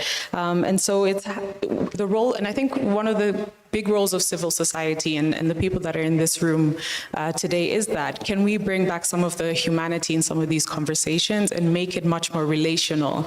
I think that can allow us to truly hear each other. So when we're talking about decisions that are being made, or we're building frameworks that are, 10, 15 years down the line, like, can these frameworks truly include everybody's voice? And can we hold each other accountable in those decisions? Yeah, that's what I'd say. Thank you so much for these interventions. I think we have heard clearly that Africa's green transition will depend on how much we cooperate as states. We've also heard that national planning and regional risk should become, well, very important priorities for us, not an afterthought, but a political deliverable. We've also heard that in order to improve the transboundary water governance frameworks or architecture leading to an improvement in the energy transition, we need to reward cooperation, we need to strengthen accountability. For sectorial integration as well, I think Beza mentioned that. We also need to acknowledge that there's a behavioral problem that prevents cooperation. I would really like to see our politicians acknowledge that they have a behavioral problem preventing cooperation, but we'll see. We need to incentivize cooperation again, think futuristic, not just immediate, and improve data sharing. Also, the relational nature of the conversation around transboundary water governance. What I hear largely is the lack of trust. If you do not have trust across states, then obviously nobody's sharing data. I don't know that it is a question of competence or capacity as much as it is trust, at least surrounding what the resources, data resources that we already have. But let's bring it to the audience and we take 2, 3 questions or interventions before we call it a day. Okay. Okay. Yes, I'll go for the women. Someone in front is winking at me and smiling and saying, yeah, yeah, but he's the man. Okay, so I'll start on the right from someone who hasn't spoken before, the lady in the green jacket. Yes, you're looking back, but it's you. Merci beaucoup for giving me the floor. I think I will maybe just speak in English, as French look to be minorities here in the room. So I'm Koumba Fall from Femme Africa Solidarité in Senegal and part of GMAC network. So actually, we have to forgive our partner today because we actually now have a panel composed of women's leaders, and I really appreciate that the panel was not showing women impacting by wash, but rather women bringing solutions and technology solutions. So this is really powerful. Thank you for the very important, let's say, sharing experience. My contribution is just to say that we maybe need to look more, moving from theoric, but being more practical and community-led experiences. I think through all the contributions, women have solutions, but we just have to go down. And as my sister was saying, maybe more involving community-level practices, and we have many. I also have to, while we say that, look at also member states that are doing, let's say, innovative practices. My brother from Ethiopia just mentioned about the solution driving preventing peace and transport peace by supporting Djibouti in terms of services. So I think those are good models, really, that we need to look at. And as GMAC, that's what we are already doing, and we thank you for this very interesting panel. Thank you. Thank you so much, our sister. Who else? Yes, She is wearing something that looks like green again. Green is not my favorite color, I promise. Being biased is not a problem, I'm joking. But thank you very much. Mine was to say, I think also we can learn from things that are happening, and one of the things that unions have done very well, trade unions in particular, are very good with solidarity. And we know that workers have been at the forefront of actually coming up with the innovation that exists. The one thing that I don't hear us speaking about quite well is how we utilize trade unions and the workers in the solutions of the issues of water.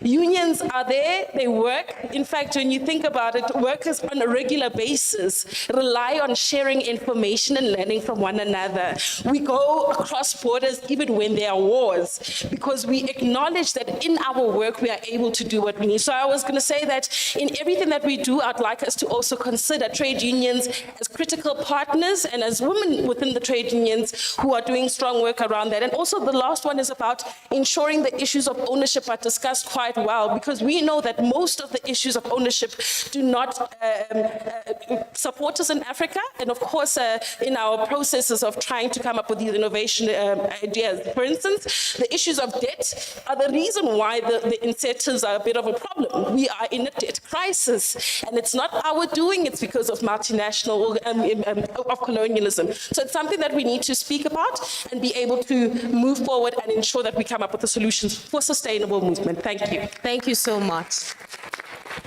You see, so far, you should trust my judgment. Oh, so let's just give the men an opportunity to speak. Yes, I understand you, but yes, let's just, one man. Thank you very much. I think now you are beginning to build alliances with men. I think this is very critical, because then I'm going to be speaking for women every day of my life. I think this discussion has brought on board a very important issue, that's that of technology design. But I think what we need to do is make sure that we couple it with proper technology governance, so that these technologies get access to the people who need actually to utilize them. And talking of which, the other thing that's very important is uptake of these technologies. Now, I think one opportunity that we have to make sure that we drive uptake is consultations and discussions at various levels. And I want to say that from the 28th to the 30th of April, we are organizing the Africa Regional Forum on Sustainable Development here in Addis Ababa. And I would like to invite you to this forum. This forum will continue the conversation on water, and one of the focus is actually a team on water, and it will look at the intersection between water, energy, urbanization, infrastructure, development, innovation, technology, and the role of data and statistics. And in case you want really to be invited to this forum, I have my colleague here, Dr. Thandile Gule. Maybe if you could stand up. She's our focal person on water, and she'll be able to take your contact and make sure that you are invited to the forum. And so plan to be part of this forum, because it's going to shape Africa's position to the UN Water Conference in December this year. Thank you very much. You would have to pay us for that advert. I did that in advance. I think we've managed the time so far, so maybe we can go one more person. The man in the brown attire. Yes, yes. Yes, you'll go. Yeah, thank you very much. My name is Adrian Chikora. I'm with the All Africa Conference of Churches, and this has been an interesting discussion. Ideally, innovations, resilience, energy transition, and even water governance need financing. And I think within this realm, we hear and even see a number of buzzwords: public-private partnerships, blended finance, green and water bonds. But ideally, these instruments are debt-creating instruments. So maybe my question here is, where or how do we strike a balance between having water as a public good and mobilizing resources sustainably so that we avert the debt crisis that we see within the African continent?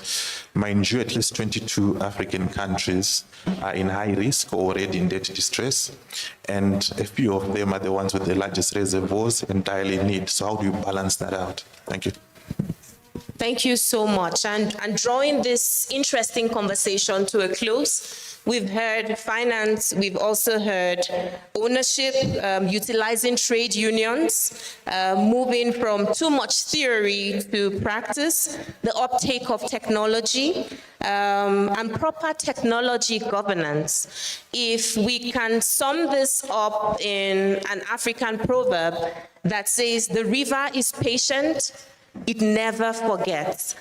And so water flows across borders, and so must cooperation, trust, and shared responsibility. Thank you so much for your time, ladies and gentlemen.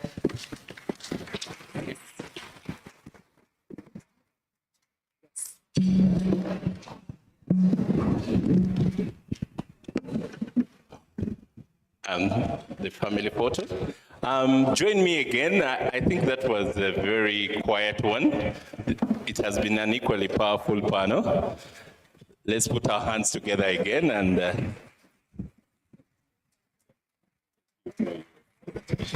Are you also get crash? yes. Yes, get crash.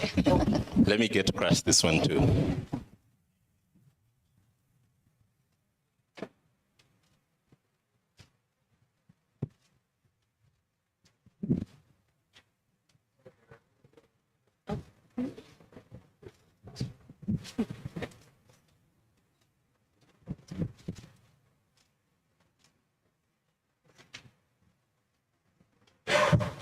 Thank you so much. So we are breaking for lunch now. We'll break for 1 hour. It is 13:35. So 2:30, we should be back in, and we'll have our last two sessions. We aim to close by 5. So let's keep time. At 2:30, we should be back here. 2:35, actually. There is a colleague of mine who is giving out some lunch vouchers. She's over there. Please raise your hand up. And the rest, as you go out on the registration table, please pick your lunch vouchers. Lunch is being served at the SkyTrain restaurant as you turn out on the right. So enjoy your lunch and see you later.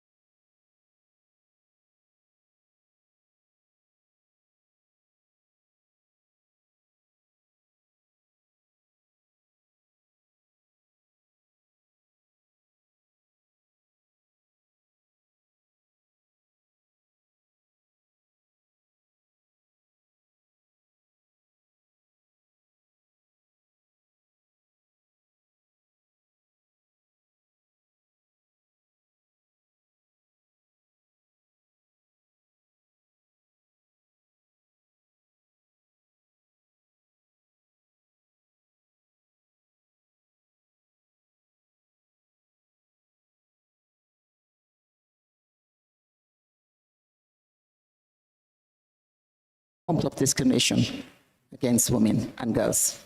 You've mentioned about what happens in schools. There are certain facilities you give, and if you don't take into consideration the unique needs of girls, then you are discriminating by itself. So these are some of the things that we have in the Charter. So the sanitation is not external to the Charter. It's inbuilt in the Charter. So it's a rights issue. Coming down to the Maputo Protocol, look at it from the gender lens, because this is what this panel is all about. Look at it from a gender lens. It provides a gender lens to the issue of right to sanitation. We have similar provisions in the Maputo Protocol dealing with Article 15, requires states to ensure women's access to clean drinking water. Clean drinking water is actually linked to sanitation, because Isabel did mention that if the water is not clean, if it is contaminated, it affects sanitation, it affects health and well-being. So this is very important.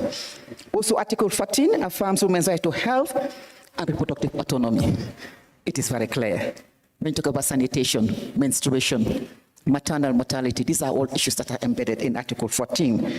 So it's very clear that the Maputo Protocol also speaks to the unique status of women and their need to sanitation, their menstrual dignity, reproductive health, to ensure safe maternity access to health services. This is provided for in Article 14. Article 18 also talks about a healthy and sustainable environment.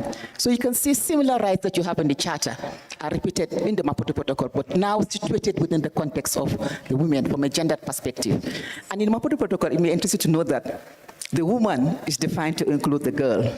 So this brings us also to the issue of the youth. So women and girls are provided for. So it is very clear from the relevant provisions of the Charter and the Maputo Protocol that sanitation must not be understood as infrastructure alone. It's not about infrastructure, policies, and strategies, but as a gender equality imperative. It is very important and a condition for substantive equality. So without proper sanitation, you cannot have substantive equality. So it is very important. And it is important to realize that today we have the panel, and somebody raised the issue of genders and ensuring that WASH governance should be gender inclusive. And I had a statement being made that women and vulnerable people should pass on the message to those who sit at the table. But the Maputo Protocol is all about women sitting at the table and being able to take decisions for themselves, but not doing it through other people. And so really, I just want to, from the onset, to make that very clear that it's all about governance and ensuring that women, youth, persons with disability, all vulnerable people, nothing for us without us. I think that's very important.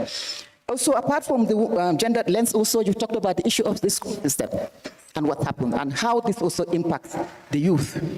And I'm sure our youth, the representative on the panel will speak adequately on that. But just to also emphasize the fact that WASH governance should also ensure that youths are also included.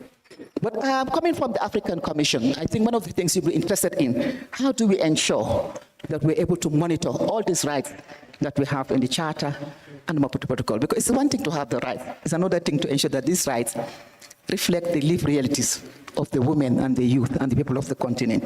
We have several mechanisms that we use. And I will start with the mechanism of the Special Report on the Rights of Women, and we have a dedicated mechanism we call the ECOSOCC mechanism. So together, we always work together when we deal with issues relating to sanitation, health, and ECOSOCC rights. And through the state reporting obligation, when we actually engage in constructive dialogue with states, we're able to interrogate. We ensure, yesterday we were talking about gender disaggregated data. And these are some of the things we do when states present their reports. And this is where civil society also has a role to play, to ensure that when states present their reports, we don't only have one version of the story. We would like to see shadow reports coming from civil society on matters relating to WASH. I think it's very important. Also, we do have promotional and fact-finding missions. And most times when we go in country, we visit prisons, we visit hospitals, and we actually check the sanitation environment. And we come back and we make concluding observations and recommendations to the states. And when we do that also, we interface with civil society. We never go on a probation mission without interfacing with civil society, so that we get candid feedback, and we do give feedback to the governments on the information that we generate when we do so. So general recommendations, and one of the things I always task civil society is, when you advocate, please advocate around our concluding observations. Because when we have concrete observations, they're meant for the states. But most times, civil society is not aware, and we publish them on our website. So the call to action is make sure you look at the concrete observations and hold the states accountable so that by the next reporting cycle, we make sure that the states have actually lived up to, to what is expected in terms of the rights that are provided for in the Charter and the protocol. The communication procedure, I'm sure Mr. Dondea, Council will talk about the litigation, but just to mention that the communication procedure is where also matters are brought to the Commission so that against the state where there is failing in the rights that are provided for.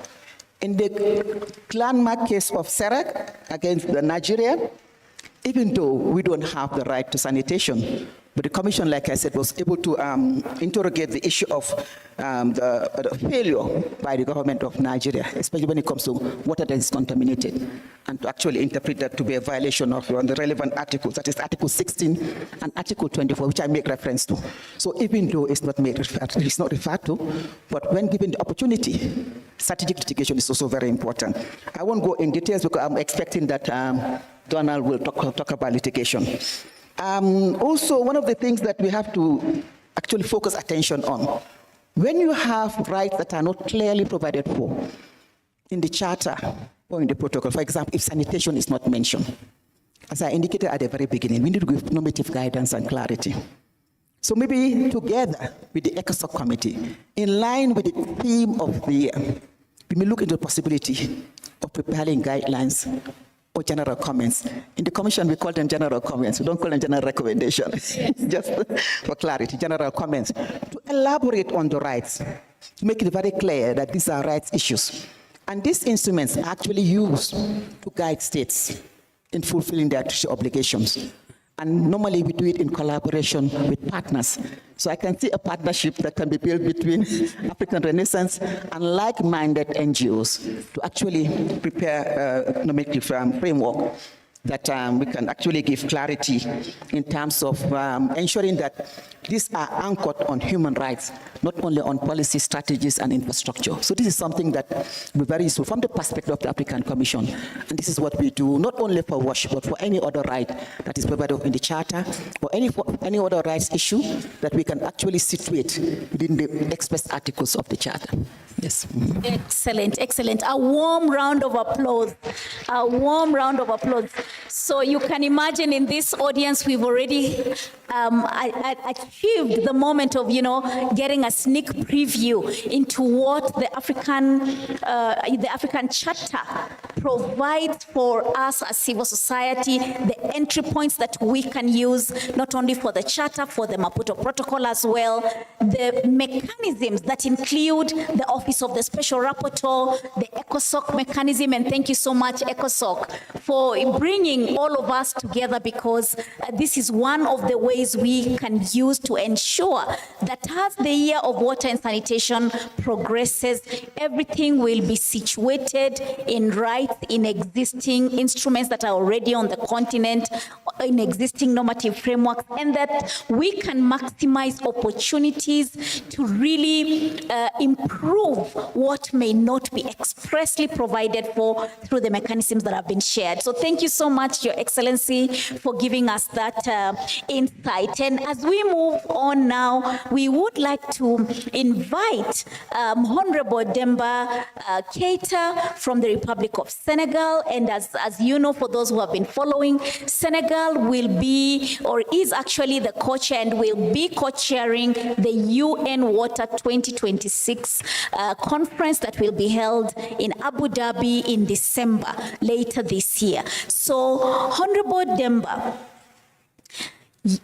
can you share with us the momentum that the Dakar consensus is bringing to ensure that the rights, that gender equality, youth, and social inclusion is assured from this February that we are in all the way to December to the UN conference 2026?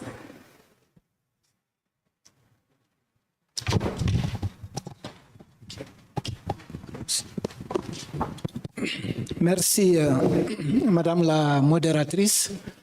Je profite pour remercier vraiment l'assistance, ce beau monde qui nous regarde, qui nous écoute attentivement, parce que c'est une question essentielle pour l'avenir du monde, mais aussi la relance du développement de l'Afrique. Je pense qu'il faut qu'on soit tous d'accord sur la place de l'eau et de l'assainissement. Depuis les forums mondiaux organisés partout dans le monde, on est tous d'accord que l'eau, c'est notre dignité. On a dit que l'eau aussi, c'est la vie. L'eau garantit la vie. L'eau est une opportunité pour le développement. L'eau, c'est la paix, c'est la stabilité, c'est la sécurité. On a aussi dit que l'eau, c'est l'espoir. Mais aussi, on est tous tombés d'accord que l'eau, c'est le pouvoir. L'eau, c'est la souveraineté. L'eau, c'est la santé. On peut continuer à lister. C'est tout juste pour montrer que la problématique de l'eau et de l'assainissement doit être au début, pendant et à la fin de tout le processus de développement. Mais en écoutant l'introduction de Madame la modératrice et en regardant la vidéo, on se rend compte qu'il y a une déconnexion entre nos déclarations, nos intentions et le vécu quotidien des populations à la base. Moi, je pense qu'aujourd'hui, au niveau de l'Afrique, si on veut aider ces futures générations, ces jeunes qui nous écoutent et qui nous regardent, on doit être très pragmatique. Mettre le doigt là où ça fait mal. Sur le plan politique et juridique, je pense que une des panélistes est revenue sur le cadre générique avec tous les efforts que l'Union africaine fait pour encadrer, en tout cas, cette ressource qui, en fait, fait notre fierté et qui fait aussi notre existence. Il y a eu le protocole de Maputo. Et tout récemment, l'année passée, il y a la convention sur le genre. Tout ça pour faire en sorte que cette ressource soit profitable pour les populations, mais en particulier pour les femmes et les jeunes, parce que tout le monde est d'accord que ce sont les femmes qui sont plus fatiguées. Si on va dans les villages les plus reculés en Afrique, ben, c'est ce groupe cible qui court chaque jour pour aller chercher cette denrée rare. Donc, il faut que politiquement et juridiquement, une place importante soit réservée à ce groupe. Mais malheureusement, nous avons des difficultés. Les difficultés, il faut les regarder à plusieurs niveaux. Ce qui fait que nous, en tant que parlementaires, on se bat pour que les États puissent déjà mettre cette ressource-là en priorité, parce que c'est un droit pour les populations. L'accès à l'eau est un droit. Okay. Thank you, Honorable. Just a quick translation, because I won't be able to go in every single line. Okay, so basically, the honorable member of the parliament is thankful to setting the scene based on what you've said. And he picked up on few important points to say that we all know that water is life. And he keeps on building upon that particular point to say water is also an opportunity, but not just an opportunity, it's also about peace, it's about stability, and far more, about security as well. So it is also a choice somehow, and it's as well power. So if we keep on going like that, what is sovereignty? Okay, that's a very strong word. And basically, it's also health. So the question is, the list can be long, what water means, but then water and sanitation plays a central role in everything we do from start till the end. What is also important here is, of course, there are declarations, there's also the protocol, but then what are the efforts that are being made? So what he raises as a very important point here is how whatever initiative undertaken is going to impact positively the population. We keep on stating that women are those who are enduring the most the negative impact, but then what is being done at his very level is at his country's level, so the member states level, how to create the space, okay, as a parliamentarian, okay, how to create the space to be inclusive with respect to that gender question, okay, in brief. Thank you. Maintenant, les problèmes qu'on a pour la prise en charge réelle des préoccupations des populations se résument sur trois aspects fondamentaux. Le premier, ce sont les nerfs de la guerre, c'est l'argent, la mobilisation des ressources. À beau faire des déclarations, si on n'a pas les moyens de faire face aux politiques publiques liées à la question de l'eau et de l'assainissement, ce sera des discours qu'on va continuer à proclamer. Et en fait, c'est là où il faut qu'il y ait une volonté politique des États.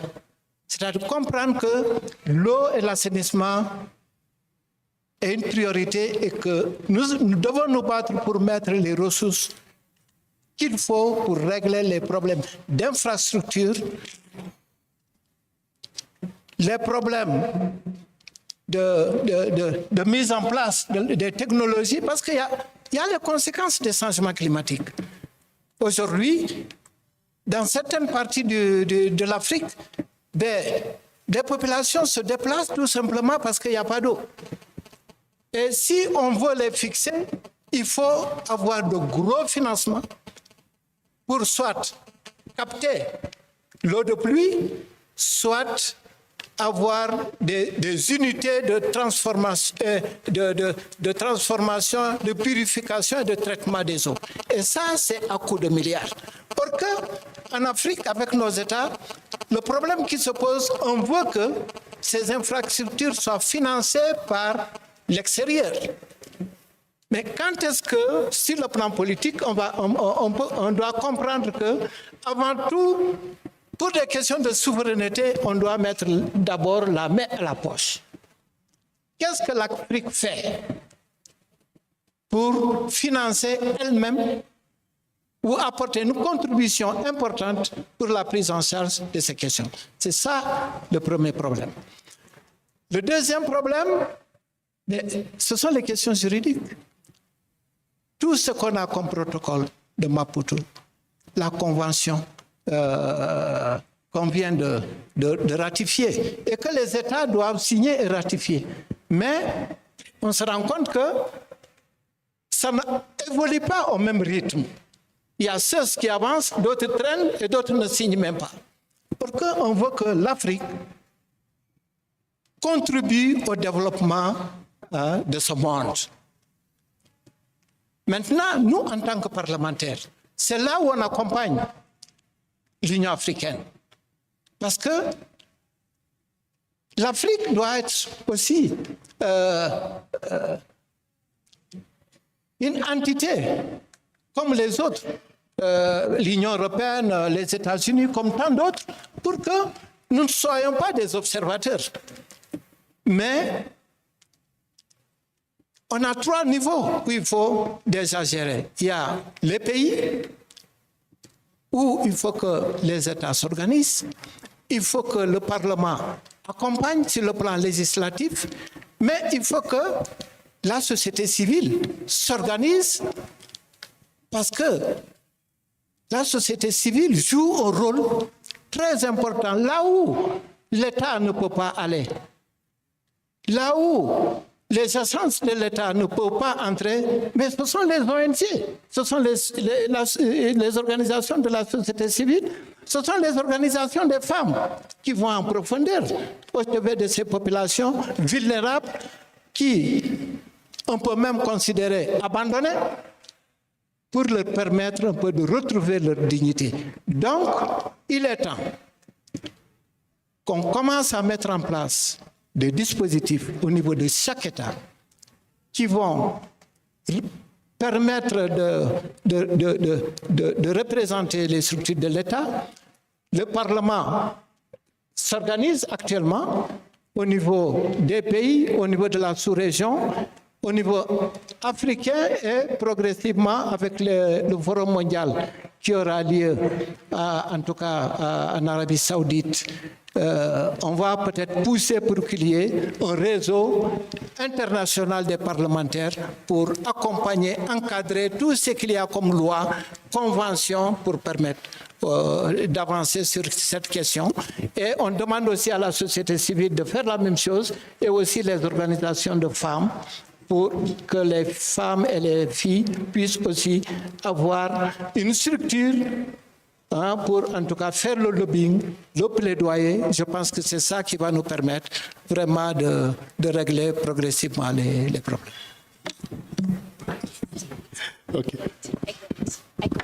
Yeah, thank you. Thank you. Merci beaucoup, Honorable Demba Keita.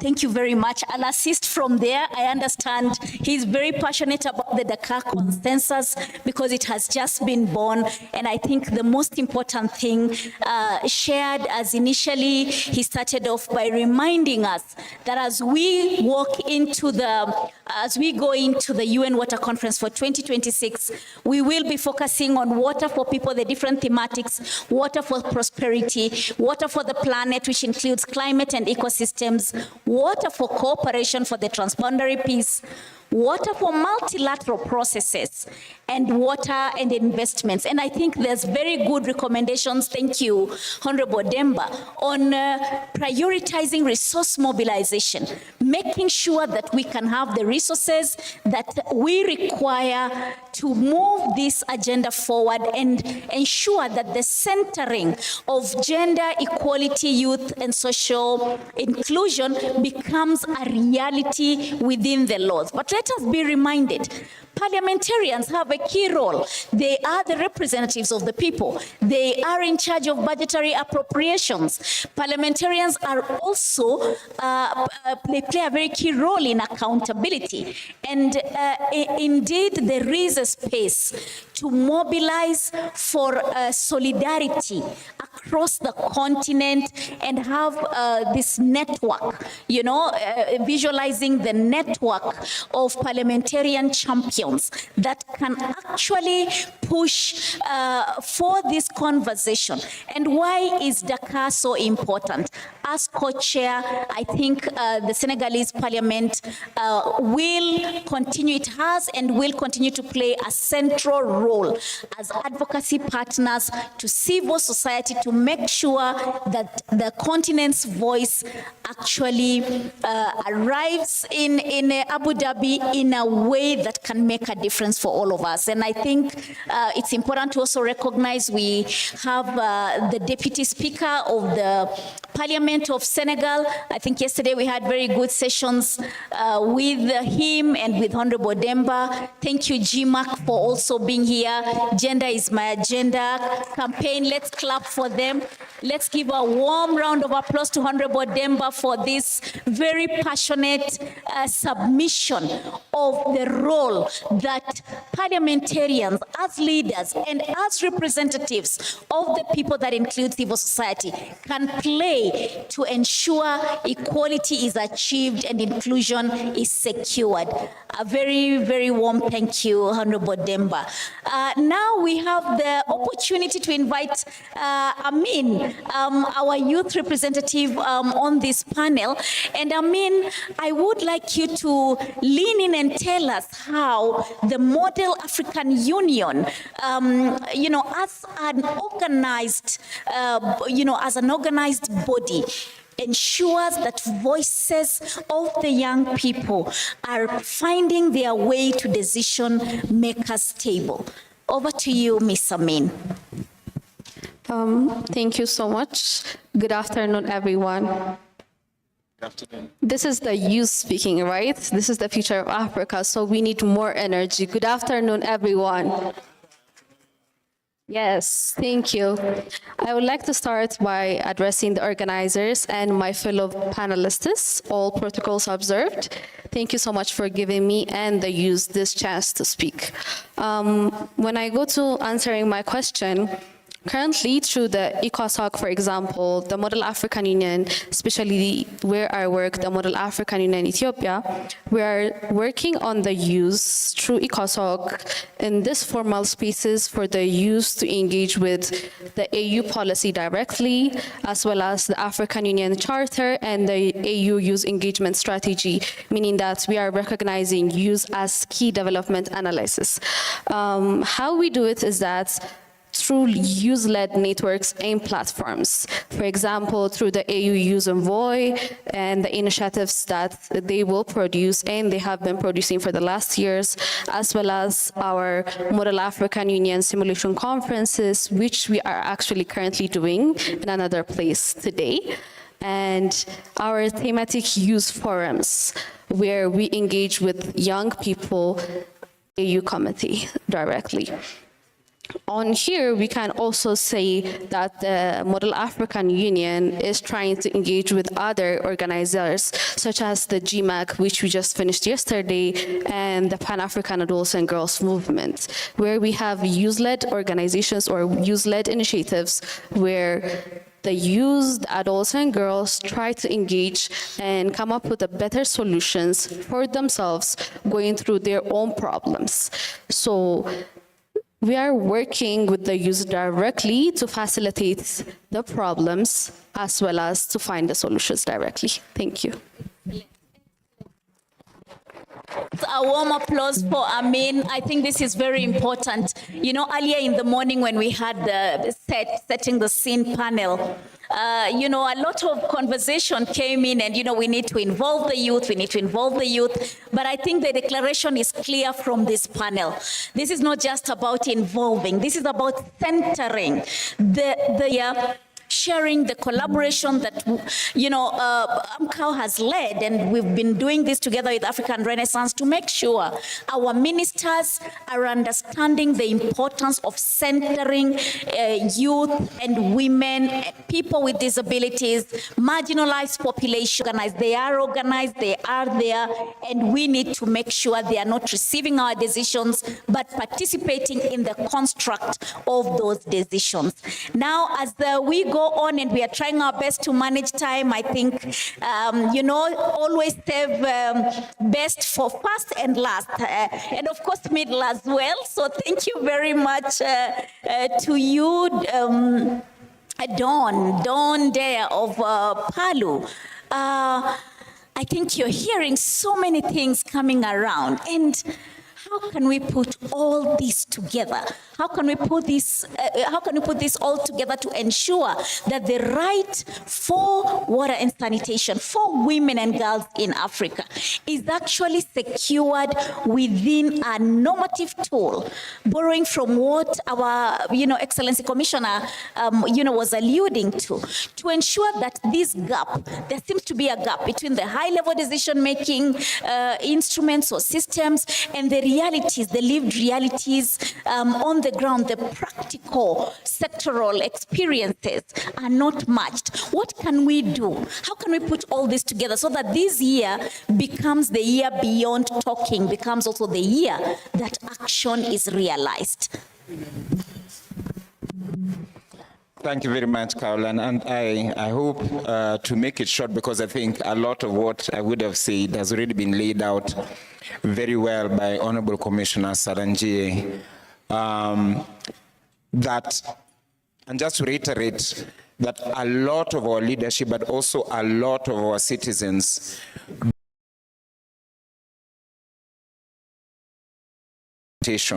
as rights issues. A lot of them see them as development issues or even infrastructure issues, which they are, but there's no sufficient recognition of them as rights issues. Very, very receptive and so on, and very dynamic in how they choose to work with the citizens of Africa. We tend to run very quickly to the African Commission on Human and People's Rights, as we should, but we should also remember that in terms of norm setting, and with a proper emphasis on the situation of women and girls, and then maybe later even develop practical guidelines on how to do it. So I think that's a work that's cut out for us.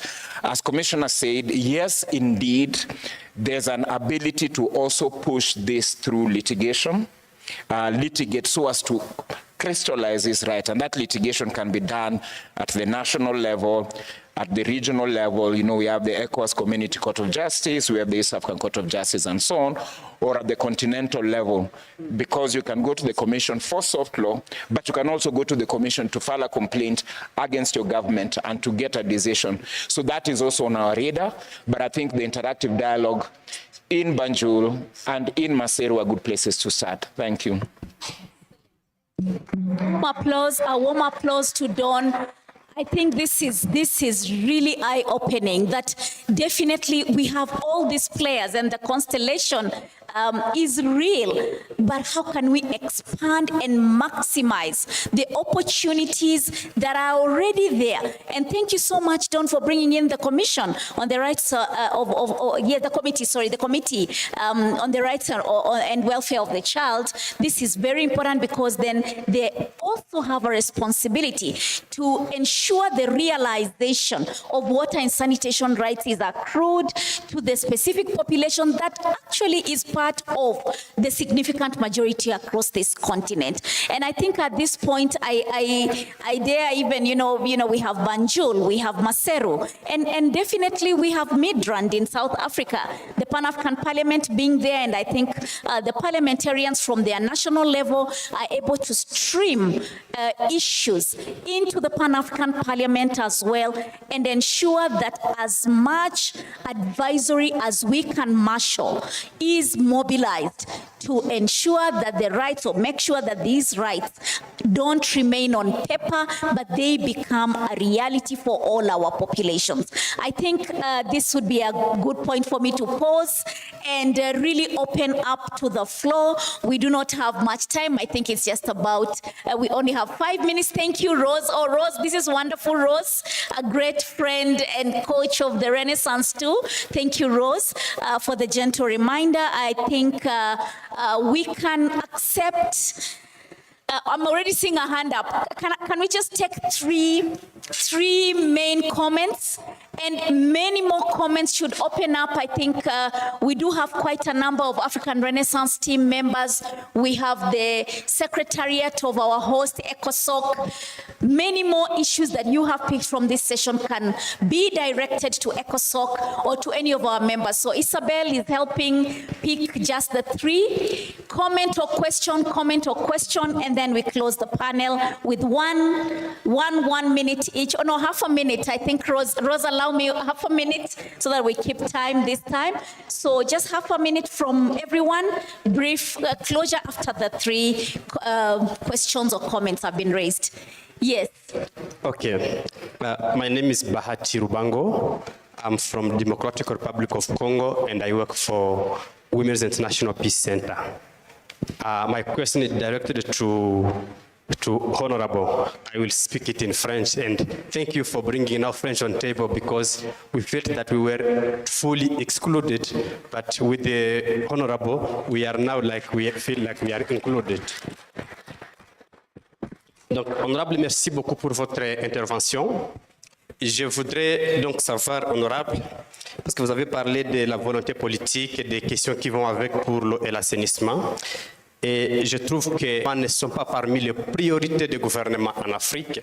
Alors, qu'est-ce que vous pouvez faire en tant que député, en tant qu'honorable, à travers l'Union africaine parlementaire, pour aider à ce que tous les gouvernements puissent mettre au centre la question de l'eau et de l'assainissement, mais aussi pour éviter que les installations de l'eau puissent être attaquées pendant la guerre, parce que pendant la guerre, on attaque et on manque de l'eau parce qu'il y a la guerre.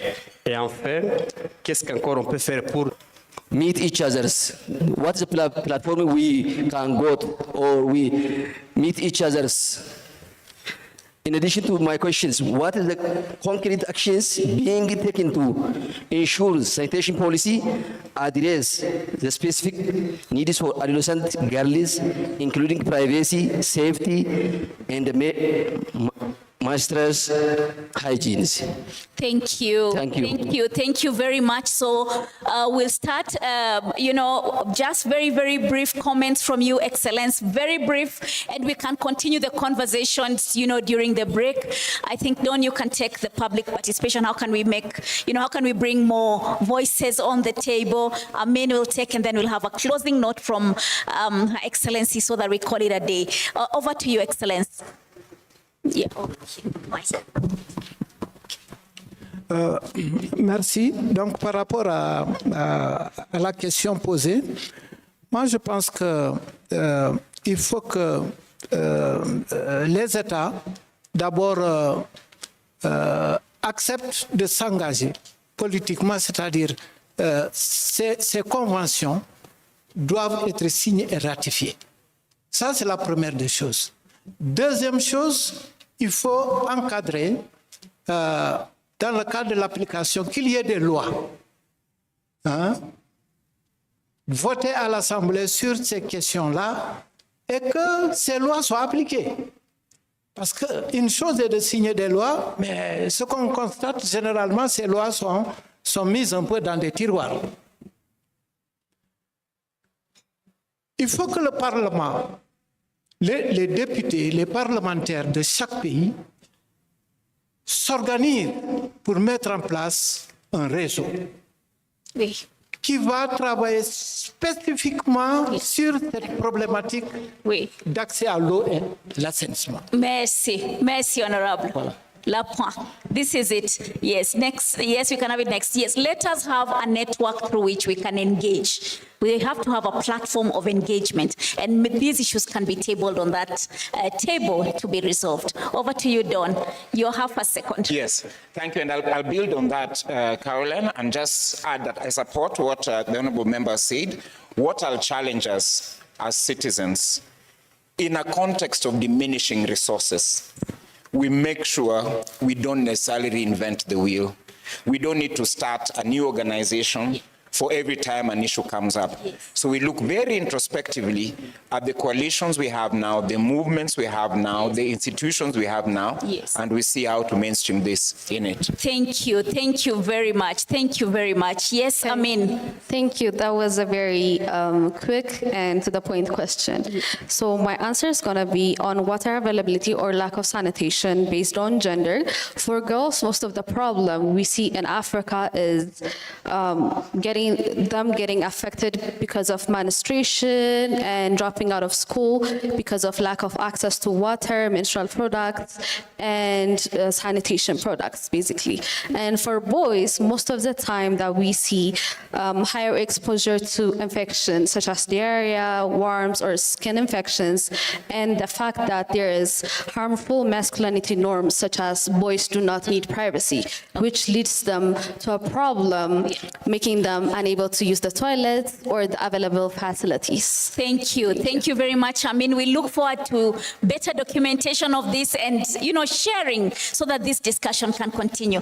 Your Excellency, for your last remark for this session. Thank you very much. I didn't have any questions, but I just want to end with my concluding observations because I've been referencing articles of the Charter and articles of the Maputo Protocol, but sometimes it's important to bring it down to everyday life so that people appreciate what is at stake. I think what is important is that the theme of the year should be anchored on human rights enforcement because the sanitation affects so many rights, and that has been very clear.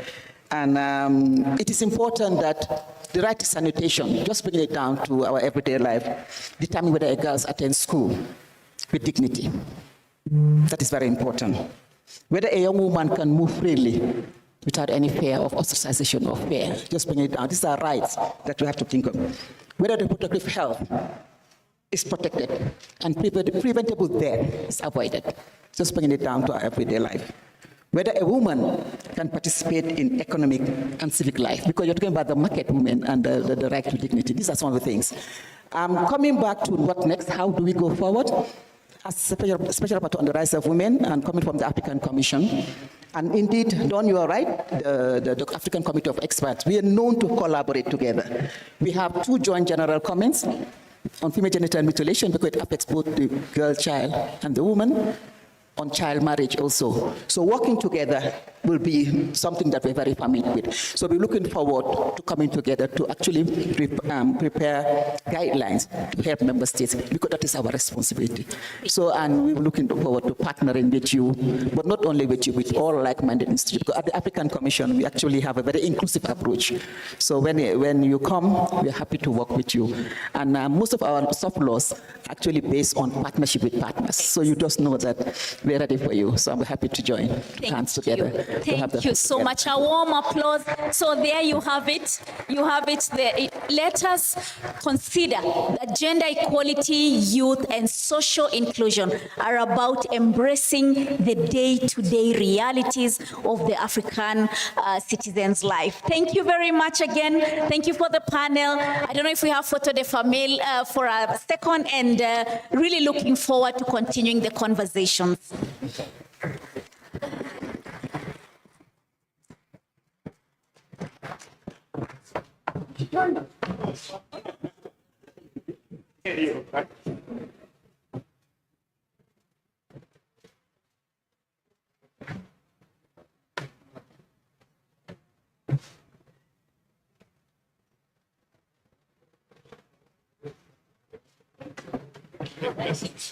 Thank you all so much. Another round of applause to the panel.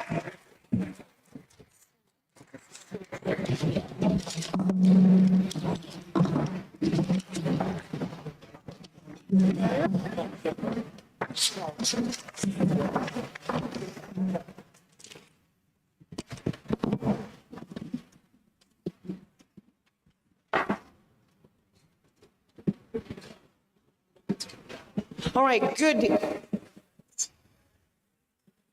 afternoon-ish, everybody. My name is Rosa Dengo. I'm a journalist and a communication consultant who specifically works with nonprofits around the world to help them do 3 things. 1, build strategy. 2, very strong and compelling communications. And last but definitely not least, ensure that they're able to fundraise and propel their impact. So what I'd like to do as I facilitate, and I'll be the moderator for session 3, which is kind of like our last session for today before we sum up the day. Now, I know after lunch, it's end of day, I'm seeing a lot of yawns, a lot of looking at phones and screens. I'd like us to try something very simple. If you could, I would like to try something unconventional for a room like this, but I'd just like it to get us back on track as we welcome the panelists for session number 3. So I'm going to perform a simple gesture. I'd like you to repeat it, all right? Simple and clear. So what we're going to do, you're going to drum your table twice with both hands and then clap. I'll demonstrate, but I'll use my thighs because I don't have a table.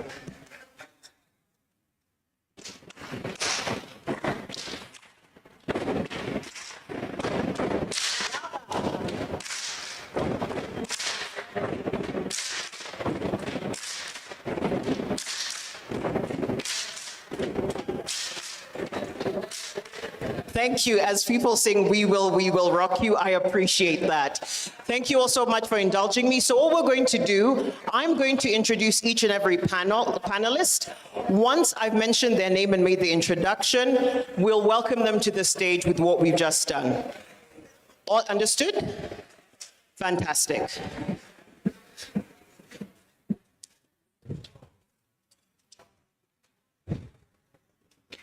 So as I've mentioned, this is session number 3. Our focus is on partnerships and multi-stakeholder engagement for implementation of sustainable water and sanitation. What I'd sum up this session as, how do we get today's discussion done? So I'm going to kick off in no particular order with Dr. Helen Kezi Nwoha. Dr. Nwoha is the Executive Director of the Women's International Peace Center, a feminist organization that promotes women's rights in conflict and post-conflict contexts. She also serves as chairperson of the Gender is My Agenda GMAC network, which engages African Union member states on African women's rights, related concerns, and their intersection with development on the continent. Ladies and gentlemen, please join me in welcoming Dr. Helen Kezi Nwoha.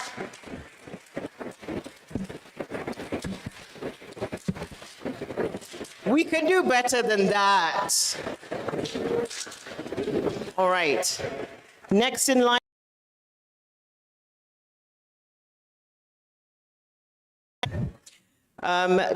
Professor Boniface Dulani. Professor Dulani is Director of Surveys at Afrobarometer, a leading research across 40 African countries to capture citizens' views. The data informs policymakers, ensuring ordinary voices guide key decisions. He's also an Associate Professor of Political Science at the University of Malawi, with extensive publications and consulting on African politics, democracy, governance, and development. Ladies and gentlemen, please join me in welcoming Professor Boniface Dulani with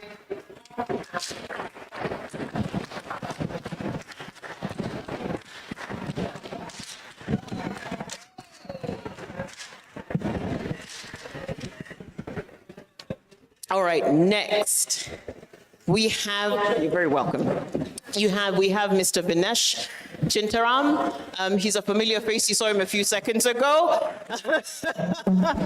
Let's give him a warm welcome. Vinesh Chintaram is a Mauritian architect and urban planner with over 20 years of professional experience across Africa. He currently serves as chair of the Infrastructure and Energy Cluster of the African Union ECOSOCC. He's also the Secretary General of the Africa Architecture and Built Environment Academy, a think-do tank dedicated to addressing Africa's structural challenges and shaping people-centered climate-responsive pathways toward resilience. Last but definitely not least, we have Mr. Tewane Seifa Selassie.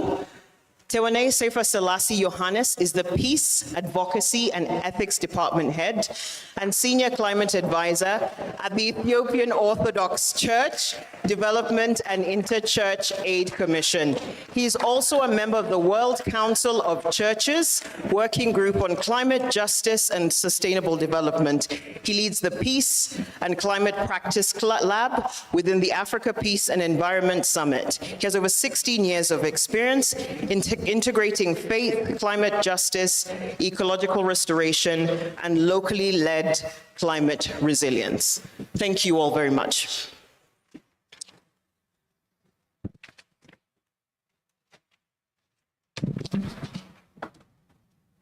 Let me scoot over.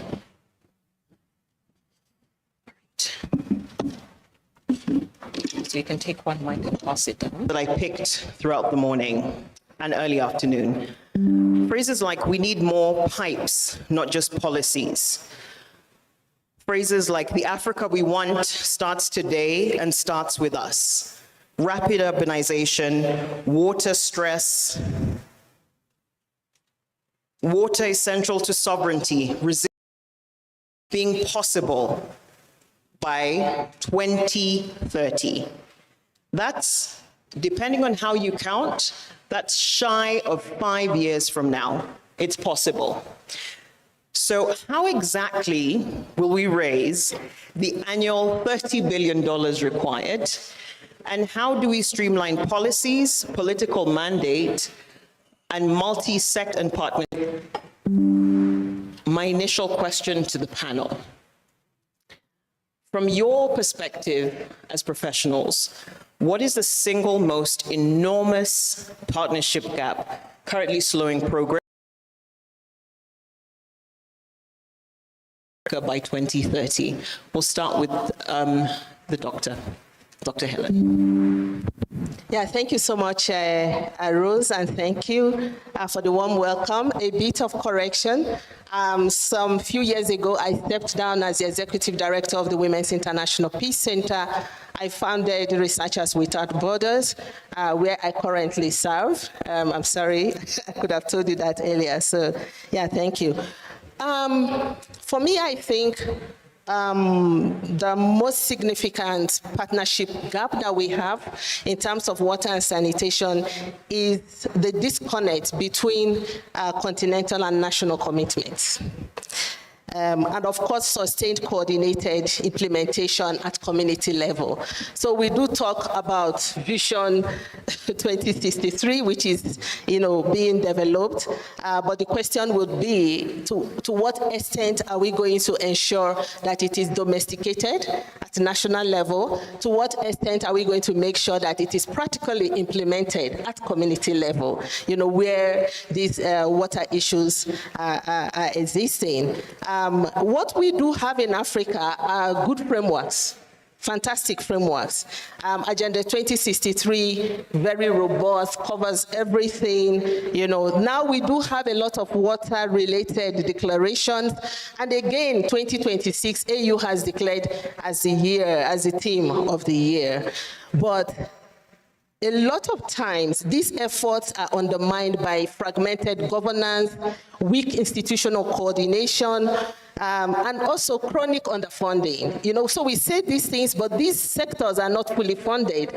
Many times we look at how our countries are providing water for us. We are giving examples of how many of us truly have access to water in our household. It's either we have dug boreholes, or we are using tanks or something to sustain water, and in a way we are paying more than we are supposed to pay for something that is a fundamental human right.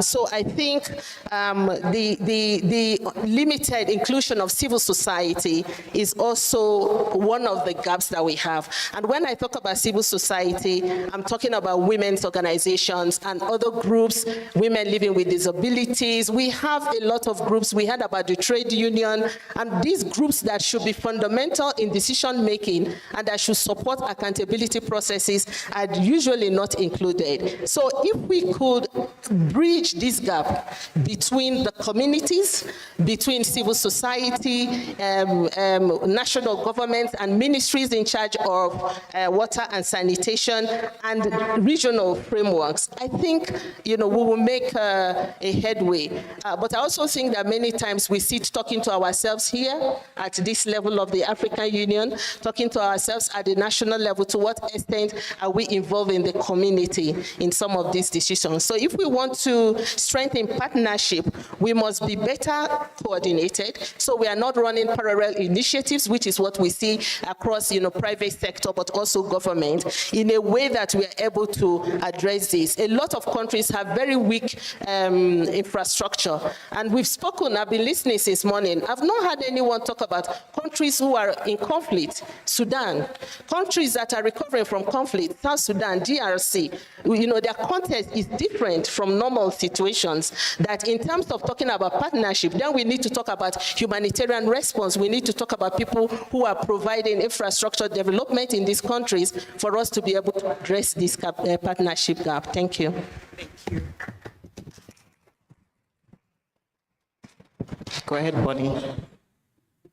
Yeah, Professor Bonnie. Thank you, Rose, and good afternoon, or is it good evening, colleagues? I think for me, looking at the issue of the partnership gap, I would say I think there's also a challenge in, and speaking as a researcher, a challenge I think between research and the practical world out there.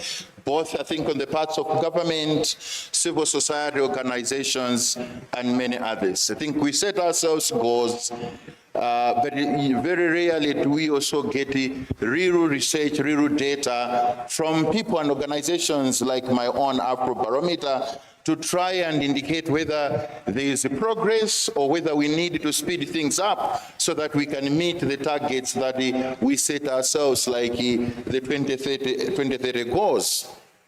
And this really, came home for me when I was reflecting on this theme of access to water as well as self-sanitation. And it reminded me of conversations that I've had several times with my former board chair, as well as, mentor, Professor Jima Boadi from Ghana. He always reminded me that there is this troubling reality that water and sanitation rarely command sustained attention in policy circles. It's good we're talking about it now, but how can we sustain, I think, this conversation? Well, they get, I think, this rare attention. Usually we tend to focus on economic growth, structural transformation, and I think this morning, as well as this afternoon, we've had, I think, some of these conversations. But we forget, and when we talk to ordinary African citizens themselves, thousands and thousands of people go without water every day. About 1 in 4 citizens say that the water supply is the priority issue that they want their governments to address.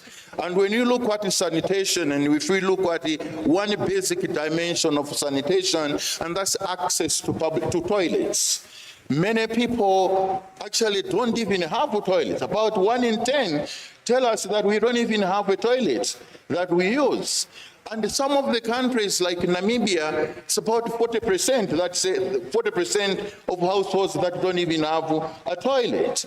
And worse still, we do have quite a lot of households where the toilet facilities are located outside of their compounds. So if you have to use these facilities in the night, for example, it puts quite a lot of people at risk, especially women, children, and people with disabilities.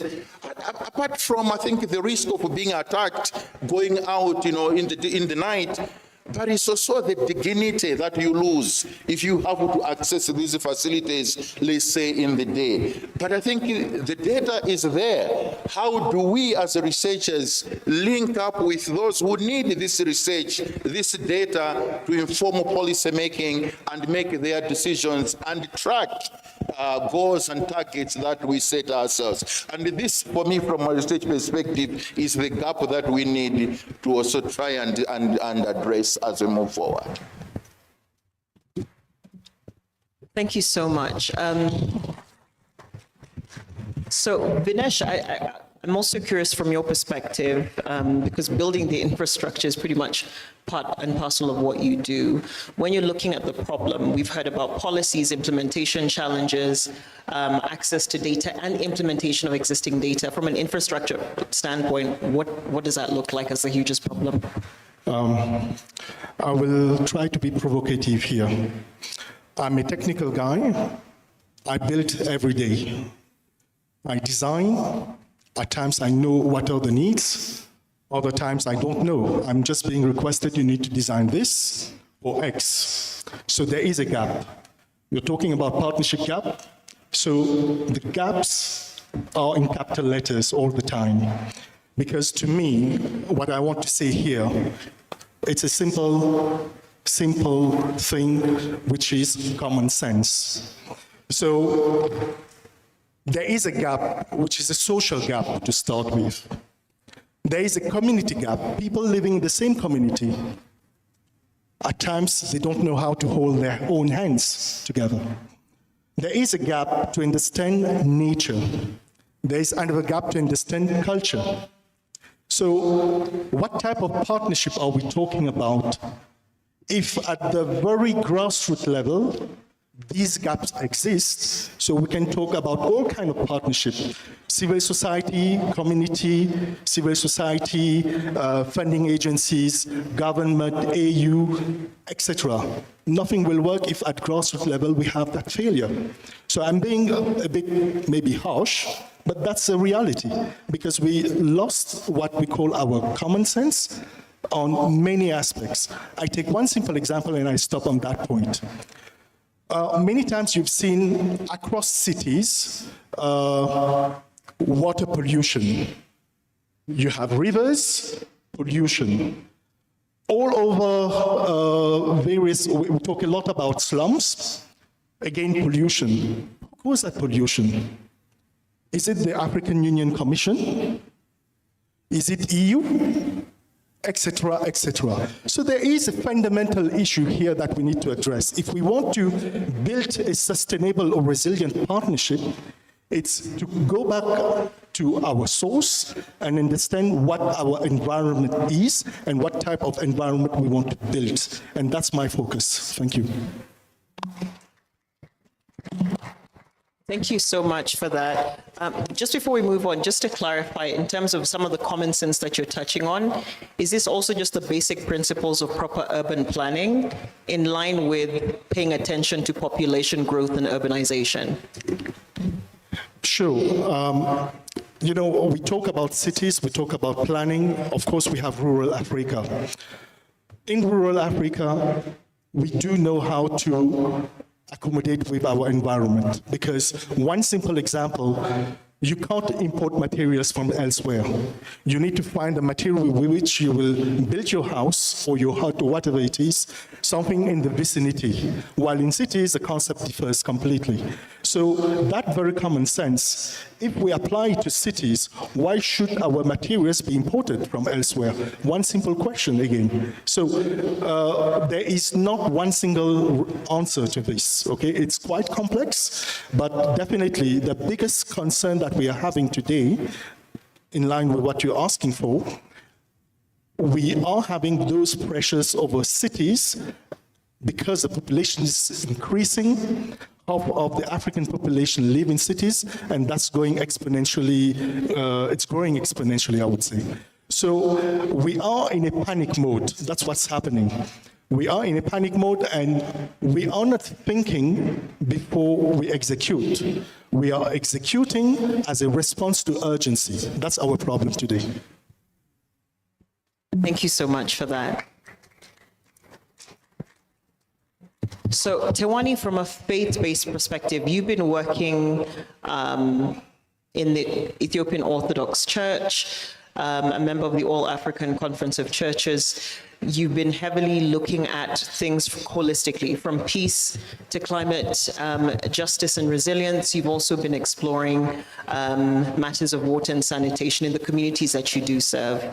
What are the core problems you feel in terms of partnership, where there's a constant struggle in ensuring you're able to scale that grassroots impact across the country? Yeah, thank you, Rose. The thing that I observed as expert from the faith-based organization and working in the climate justice issues, and the faith-based, organizations are looking climate and water resources from caring for creation point of view. For example, engineers may face from construction point of view. I may face it from caring for creation point of view. And we are created for purposes. The first one is to utilize. We have the right to utilize water to drink, food to eat, air to breathe. We have the right. And therefore, second is to wonder, like to appreciate. And the thing that we see God is through its creation. We see God through water, it means, through its creation. Second, we have responsibility. Third, we have responsibility of taking care of creation. That is water, maybe. And we have responsibility. And therefore, including partners, those who have such kind of lenses is very vital, such as faith-based organization. And partnership, weak partnership is, I can see that one of the gaps that I can observe to meet SDG 6. And the other thing is regarding implementation management, post-implementation management. Most of the time, like 30 to 40% of African water schemes, rural African water schemes are non-functional because of management, no technical failurity. This is one of the challenges that we are observing.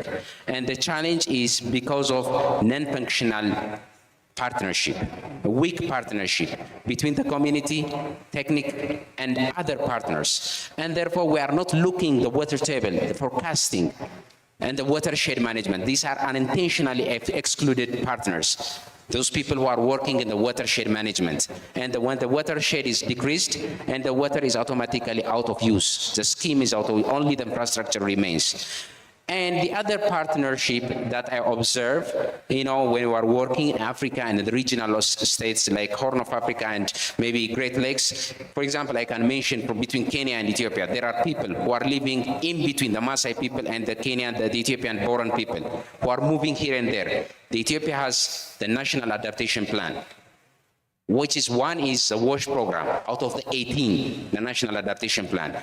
And the Maasai in the Kenya side do have also the National Adaptation Plan by their own side. But who is going just to take care of the people who are moving from Kenya to Ethiopia? And this thing is missed, and therefore such kind of partnership is the most important thing, and therefore weak partnership planning is maybe a vital gap that I can see from my point of view. Over to you, Rose. So it's a laundry list. It's from what you're talking about, management, cross-border policies, understanding water as a right is still a bit of a challenge, fragmented governance, lack of domestication of continent-wide policies, chronic lack of understanding. There's a need to bridge the gap and even better coordination so we don't have duplication of efforts. With all of these problems, if you're to have the silver bullet that once shot will save Africa and by 2030 everyone has water and sanitation, what does that multi-stakeholder partnership look like from your respective perspectives? But we can start with Dr. Helen.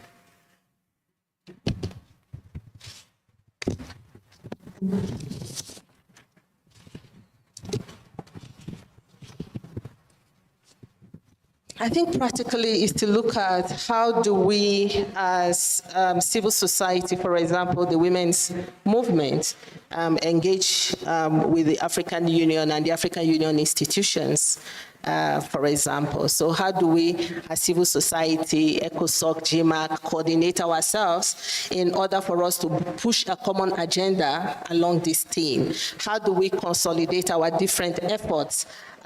Because, I mean, the main focus for us, for example, is to make sure gender is mainstreamed. There's ECOSOCC that has the platform. We need that kind of push to be able to ensure policy coherence, across the different teams, but also to push for a regulatory oversight on this, because many times I had my brother there saying, we already have existing structures, we don't need to create something new. So how do we use these structures to continue to monitor the implementation of such things? But I think that as civil society, we also need to ensure community-driven design, in all of these gender responsive approaches, but also social inclusion, the document, the framework that has been developed by African Renaissance is something that we can use, but also include disabilities. A lot of minority groups are usually excluded in these. But many times when we speak as civil society, we also need to think about the private sector. We know that government is supposed to provide water and sanitation, but we know that in some countries, this responsibility has been delegated to the private sector, and people feeling that it's still government. So I think in practice, there needs to be joint planning platforms, but also shared implementation roadmaps, coordinated financing, but also continuous dialogue from the community to continental, regional, national level in terms of how we can better coordinate partnership to be able to improve water and sanitation services for all people. Thank you so much, Professor. Thank you. I wish there was one silver bullet that could address these problems. Unfortunately, the multifaceted nature of the wash problems that we face as a continent, I don't think there's one silver bullet. If there was, maybe we could have solved these problems a long time back. When you look at the challenges that we face as a continent, I think you see that there's also variation from country to country. There are some countries that are doing good when it comes to water provision, sanitation, good sanitation, very different levels. And you look at countries like Seychelles, Madagascar, where having access to water is not an issue. And then you have other countries, take Gabon, Guinea, Chad, where people are struggling just to get access to water. So the solutions have to be different for different countries. And when you look at the stakeholders that can help us to address these problems, they are also as varied as the problems we face. Governments have a role to play. Civil society organizations have a role to play. As my colleague has already pointed out, the private sector has also a role to play. And we also need to find localized solutions, because the problems are also encountered differently among rural and the urban residents. You find that, again, access to water can be a problem. It is a major problem, especially for our rural residents on this continent, less so compared to our urban residents. I mentioned earlier the challenges of having access to water, challenges to even having access to toilet facilities. You can see quite a huge difference between urban and rural residents. A huge difference, I think, between women and men. A big difference between the poor and the non-poor. So if we have to find solutions, we have to localize the solutions for different groups of people. But what it requires is coordinated efforts among governments, civil society organizations, the private sector, even we ourselves, like in my case, as the researchers, we need to make sure we get the data out there that can help those who can then go and use that data to find this kind of localized solutions. I wish there was that one silver bullet, Rose, but unfortunately, it's not as simple. So we have to have a coordinated approach. And I think lastly, I should also have remembered, it's the issue of funding. I think, we know we're living in a world at a time when there are also challenges with the kind of funding that we get, especially from outside the continent. And I think now it requires, those coordinated efforts requires our government and all these other local stakeholders that we've talked about to step up and make the resources available so that we address these problems ourselves. Because gone are the days when we have to expect other people to come up from outside to come and help us solve some of these very basic problems. And as we've been saying, these are human rights issues. We cannot subject our human rights issues to some external funders. We need to take control, otherwise we'll keep on singing this song, come 2063 and we'll maybe extend again and say, we haven't achieved it, let alone 2030. So we need, to really put where mouths are. Put our governments, everyone else, the private sector, we need to put in the resources to make sure we address these problems. Thanks. Thank you, Professor. Dinesh? One question to the audience. Do you know the GDP of Africa? Anyone? Okay, nobody. 3 trillion USD. Trillion. Since a while, I've been working on a strategy, indeed, to address sanitation and water issues. And I've come to a very symbolic figure of $50 per person to address the water issue. They are simple technical solutions to address access to water. And here I'm particularly speaking about rural Africa, basically, to start with. What is $50 per African? So if you are looking for that silver bullet, let's find $50 per African on this continent, and I'm sure we can resolve that problem, but we should not wait ages. Okay, because if we are talking about 2030, we are too utopic about it, but a longer but well-planned strategy can be achieved. Thank you. Tuani? Thank you. I'm gonna just to answer from the local point of view and the national point of view for the respective countries. From the local point of view, one of the things that's very important to address the gaps is efficiently implementing the roles and responsibilities of the partners, such as, each and every partner in the scheme should be responsible and, should have like post-implementation intervention. Post-implementation intervention is the maintenance plan. And as I told you before, 30 to 40% of the water schemes are spoiled after being constructed. And therefore, post-implementation activity is very vital. Inclusive, it should be inclusive. Those are unintentionally removed or are excluded. Partners should be also included, such as phase actors. For example, in Ethiopian context, we have 35,000 parish churches in Ethiopian Orthodox Church, which are endowed from 1 hectare to 19,000 hectares, which are contributing for the water source of the country, for the water source of the. If you are treating the upper catchment, it will give you the water, the down catchment, the water. And we are using that thing for holy water. And such type of partnership is very vital. And the other thing is, whenever we are creating any partnership, three things we need just to consider: the implementation modalities, one of the capacity building, finance, and the technologies should go aligned in order to work on the partnership among the implementation of the program.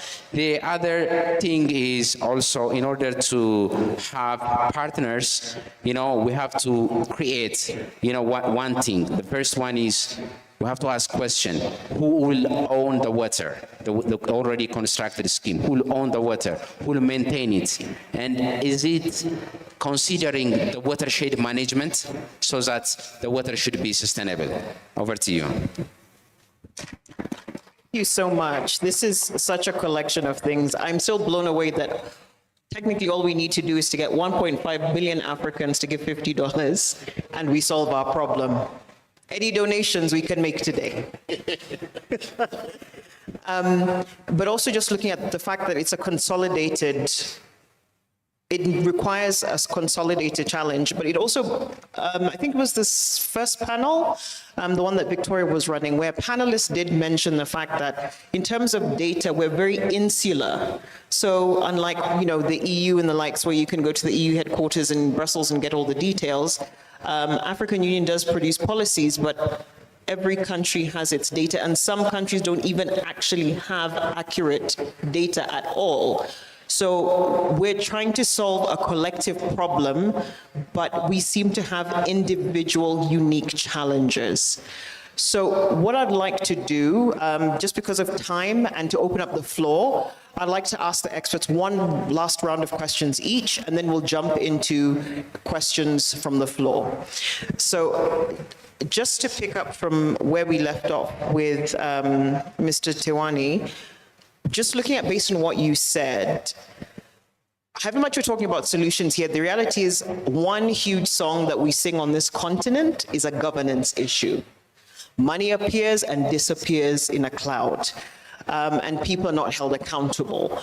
So from your experience, how can ethical leadership and community mobilization, primarily through the faith networks that you've established, strengthen accountability, inclusion, and long-term stewardship of water resources, as you've already alluded to? Yes, the faith-based organization have a strong influence in the world. Every Friday, every Saturday, and every Sunday, the political leaders are going just to their own churches or mosques in order to be advocated by the religious leaders. and therefore they have a strong influence together with their theological reflection. In the theological reflections, either you have to convince or be convinced, and they have ability of doing such kind of things. The first thing that is from the caring for creation point of view, and ethical things, they can recommend ethical things for the caring for creation things, and they can mobilize the community. As Vinish said, we were saying that $50 per individual. How many of the people in Ethiopia are under the faith? 97% of the community. Therefore, easily the faith leaders can influence and mobilize fundraising. And also they can mobilize ethical or behavioral changes in terms of water utilization, in terms of sanitation, in terms of air warning systems in the climate adaptation risks. Therefore, they can influence in mobilizing the community in fundraising, climate financing, and such kind of things. And the other thing is, in the world, there are climate-induced conflicts. For water, within the country. For example, the upper catchment, the down catchment, and within the country also the water utilization. Whenever the drought is coming, the groundwater is just getting down. The people are not using the wells properly. Therefore, resolving the conflicts, religious leaders can play in resolving the conflicts, climate-induced conflicts. And in such a way, the faith actors can contribute in mobilizing and changing the behavioral things and resolving the conflicts raised by water stress. Over to you, Rose.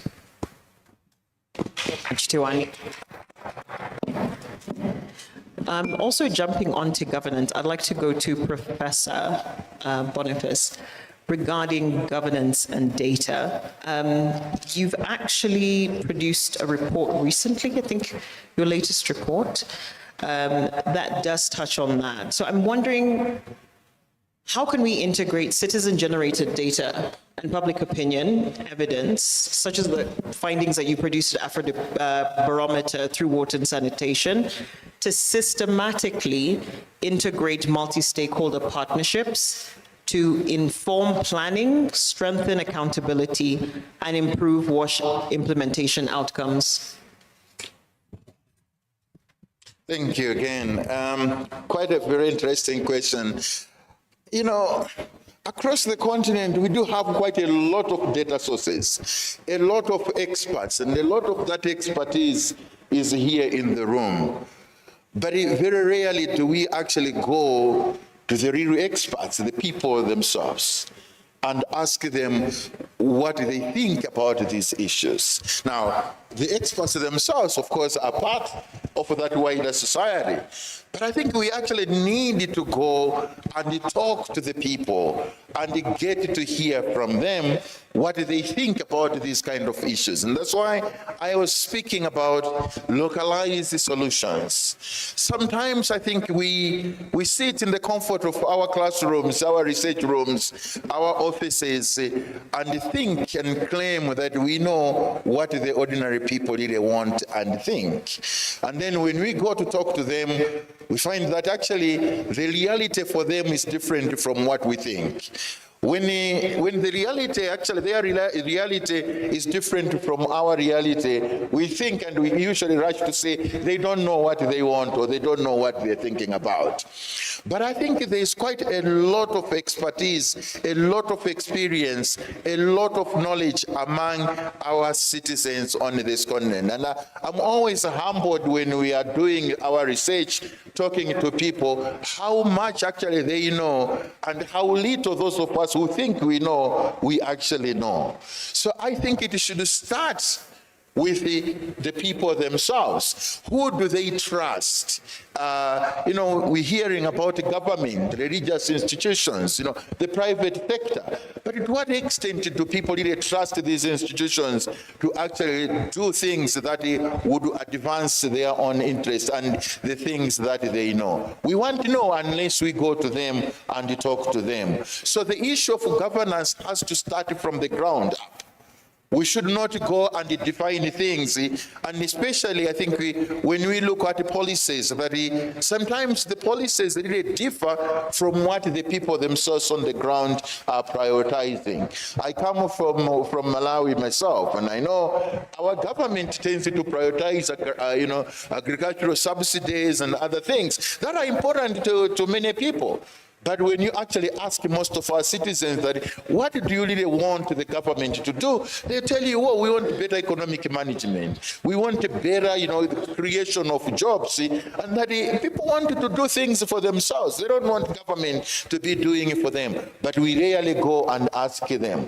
But then, of course, as I said, organizations like ourselves, we do ask people to share their views. But to what extent do we share that information? And to what extent are also other people receptive to that data when it is generated and shared? So we need ourselves also to have a better way of communicating the results of our research, but we also need people to be receptive, I think, to research. And I say this because there have been times when we've presented, research findings, and if it goes against what many people believe in, then it is easily dismissed. So we need, I think, to find a way of accommodating research in our policies, in our programs, as a way of monitoring, I think, the work we do, and also, as I said earlier, to check progress, if progress at all is being made.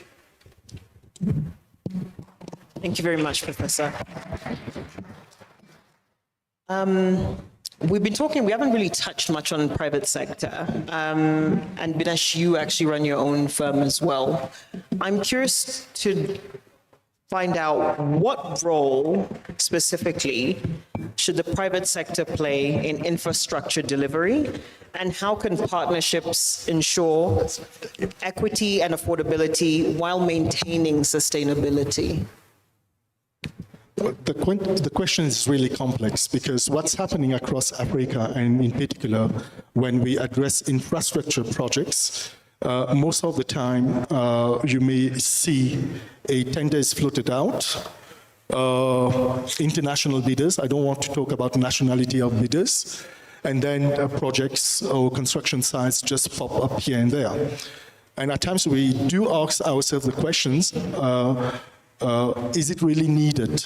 We talk a lot about infrastructure. I'll just share one experience. There is a country in Africa, I won't state the name of the country. I basically started my career there 20 years plus ago. And I worked on the master plan of the new city. There is a trend in Africa to build new cities. A new government, so let's call it new capital, or ex-capital number 2. That country had and still has a lot of natural resources. Over 20 years, they've spent, the government spent $80 billion US in infrastructure works. 80 billion, 20 years. And the population of that country is around 1 million only people. Let's understand what I'm talking about. I went back to that country just recently. After 15 years, I returned there. To my surprise, 3-lane roads or motorways empty. 2 ladies walking, a few dogs here and there. For what purpose did we build those infrastructure? So there is a mismatch between needs and what is currently being done. Not everywhere, but almost all across Africa. That's my statement here. Great. Thank you so much for that, Binesh. Dr. Helen, as we wrap up this round, I'm very curious to know from your experience in the feminist movement on the African continent and gender mainstreaming in terms of policy across the continent, what governance structures or partnership models have you seen successfully align donors, governments, and local implementers around shared WASH outcomes? So I'm going to shift a bit from that, just to share a bit of reflections on what came out from our convening the past 3 days from the GMAC network, and some of the recommendations we feel should be considered by yourselves as ECOSOCC. We looked at the issues of financing, and I'm happy that it also came out here as one of the issues. And our proposal is that we will need to ring-fence flexible and gender-responsive WASH financing policies that prioritize underserved, conflict-affected and rural communities, but also ensure that investments avail safe, accessible and affordable water and sanitation infrastructure, while also catalyzing local economic empowerment through regional integration and economic diversification for women and youth-led WASH enterprises. We propose that women must be equitably represented in the design, implementation, and oversight of WASH budgets, implementation frameworks at national, regional, community, continental level. But these financing mechanisms should also be aligned with the African Water Vision 2063 and the Cape Town Declaration, with clear gender indicators and accountable tools to track progress and redress historical underinvestment. Establish gender-responsive climate financing windows at national and regional levels, and directly support youth and women-led initiatives that also allocate a minimum share of climate adaptation funds to scale local-led WASH innovations. So if you want to look at those as some things that could work, is acceptable. But in terms of data, and we did talk a lot about the need for research, so I agree a lot with Prof that we need research, but we do propose that such research supports gender justice and participatory research that documents the intersectional impacts of water scarcity on safe sanitation and climate-driven resource competition, particularly how these dynamics heighten risk of gender-based violence, displacement, and exclusion from economic and civic life. So some of these recommendations we think would be very important in terms of using evidence to co-design gender-responsive WASH interventions that are led by women and youth and marginalized groups, but also grounded in their lived realities in the different communities, but also tailored to their needs, for us to be able to address the emerging issues that we are seeing. But also the need for these research outcomes to be able to inform policy and programming on climate resilience, peace building, and reparative justice, ensuring that WASH systems become vehicles for dignity, safety, and inclusive development. So we need to have routine data collection, and I'm very happy that we have organizations who are doing that. Ensure gender disaggregated data with intersectionality considered, but also ensure that these findings feed into annual reports. We suggest that the African Union Gender Observatory should serve as the continental mechanism for tracking and comparing country progress on gender-responsive WASH commitment. So in terms of what has worked and what are some of the issues that we can take over, is using some of these mechanisms that already exist within the African Union in terms of gender statistics to be able to track implementation of gender within the WASH program. So just bringing everything from my own gender perspective and making sure that these issues are shared also at this level. Thank you so much. Thank you, Dr. Helen. So I'd like to open the floor for questions. Because of time, okay, hands already cropping up. So I'll take 5 questions. I'll start with the gentleman in the blue shirt. I probably need some help from the media team. If I could get some assistance with the mic. So I'll start with the gentleman in the blue shirt, then the lady with a striped shirt. There's another lady in a sweater. Yeah, you're blocking up, Patrick. Yeah, so 3, the gentleman behind you in a suit. 4, Yeah, we'll take, oh, 5. The lady in the blue shirt there. We'll start with those 5. So we'll start with the gentleman in the blue shirt. Yes, sir. Please state your name, your organization, and please take 1 minute to make your statement.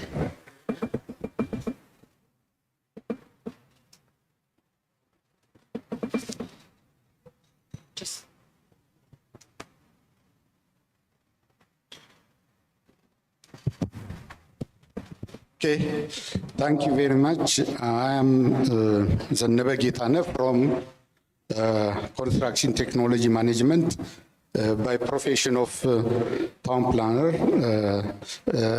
I start with someone who says that in Africa, someone says that in Africa, the number of mobile phone is greater than the number of toilets in person or in the family.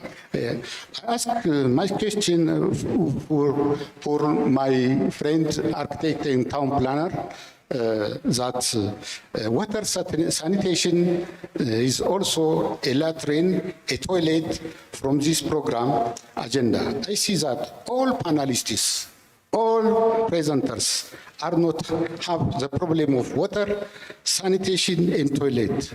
How can people who are affected by water, that are 400 million African people and the humans are affected by sanitation, toilet was implemented within the year of 2030, that is about 3 years in not advanced. How can we implement or work within these 3 years the access water and the right to water, the right to sanitation? This is my question. Thank you. In this striped shirt.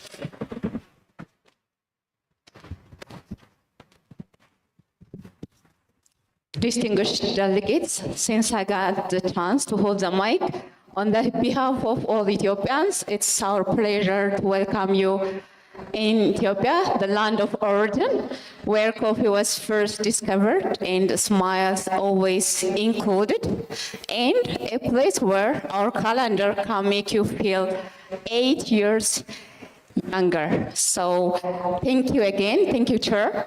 My name is Elshadai Shato. I am a structural engineer.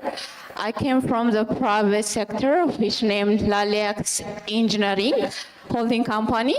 So, and also I work closely with the youth-led initiatives, particularly those developing innovative solutions in the water and sanitation space. It's a pleasure to be a part of this discussion. So, as a young leader, my question is: as a young leader committed to Agenda 2063 and this year AU theme, sustainable water and sanitation. So, how can we innovate financing, inclusive resource mobilization, and a strong coordination platform to be designed to empower youth and local actors to scale real impact beyond 2026. I raise this question because coming from the private sector, where many youth leaders are developing innovative water and sanitation technology with strong skills, but faces many challenges in access to finance, market, and coordination. Thank you so much. Thank you very much. There was the lady right there, her hand is up, in the sweater, and there was a gentleman in a suit behind her. Oh, right there you are. Thank you very much. My name is Marie-Louise Barichako. I'm a citizen of Burundi. I'm chairing organization called Mouvement Inamahoro. I'm very happy to have many interveners talk about involving the communities. I believe this is a very important component that is usually forgotten, but which is very important if we want to develop any country. Why are our population considered as unable These are people who can contribute. These people who can involve themselves and make things happen in the community, in the country. I'm sure some of you were born in villages, and you know how hard it is to go and fetch water in the valley, especially when it is raining. Personally, I went through it. I was in primary school and it was very hard. And I decided that the time I finish school, I get income, I will make sure that my mother doesn't go back there. And she didn't go back. So, thank you. I believe our governments should find a way of fully involving the communities. All of you come from villages, you can go back and put strength together and build up a water system in that village. If all villages are served, because I'm sure they have people like you and me, this can work. So it is important that our governments involve them and make sure that they collaborate. In that way, even the things they are doing will be sustainable. Thank you very much. Thank you. The gentleman, his hand is raised right there. And then finally, the lady in the blue shirt towards the exit. Thank you very much. My name is Iyo Bisatu. I'm the Director of Organization for Innovation and Sustainable Development, Africa. I want to complement the infrastructure issue that raised by Chintara. And I really would like to share the successful partnership on the transboundary river, taking the case of ransom falls, that people from Tanzania and Rwanda, Burundi can better know that.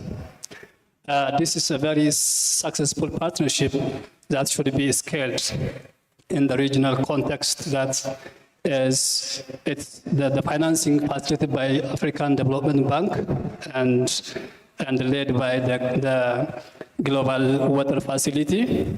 And the water coming out of Tanzania, but the dam is constructed in Rwanda. And now producing 80 megawatts of clean electric power and serving 62 million people with clean energy and electricity. So these things has to be thought over the transboundary rivers, and really successful partnership can be forged for ensuring sustainable water provision in Africa. Thank you. Thank you very much. And the final question from the lady at the exit.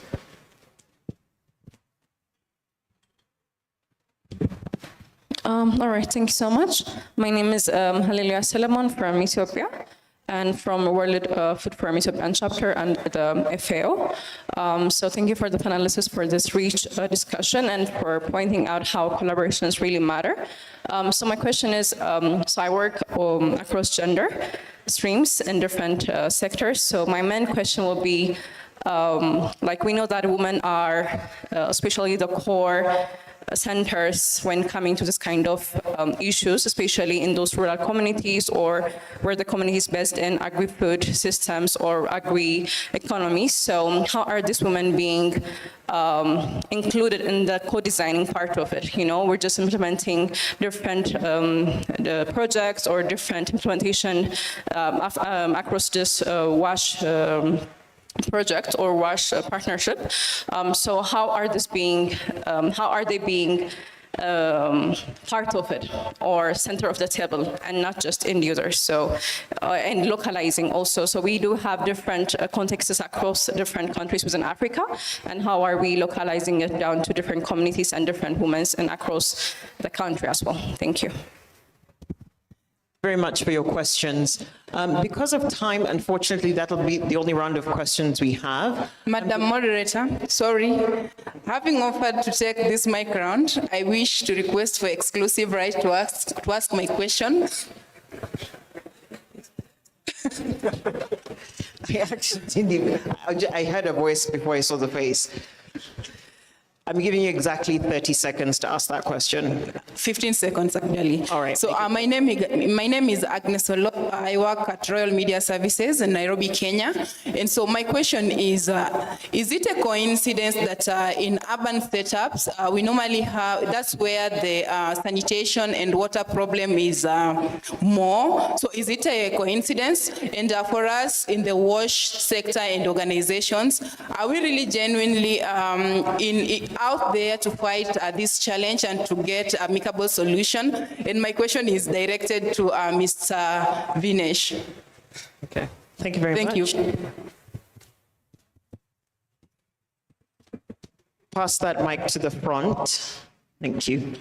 So the 6 questions, what I'm going to request the panel, that as you respond to the respective questions, please also provide your closing remarks. Just because of time, unfortunately.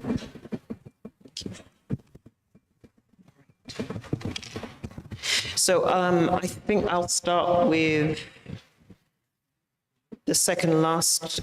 So the first, I'll start with the second last question, and then I'll combine two because there are 2 questions directed to Vinesh. So Dr. Helen, I'd request that you respond to the question about women inclusion in co-design of policies and their implementation and localization across the region. Probably I could just list the questions down, and then we have a question, actually it was more of a comment about the development of the dam between the Tanzanian government and the Rwandese government, that partnership financed by African Development Bank. This is exploring how we can have more interregional, and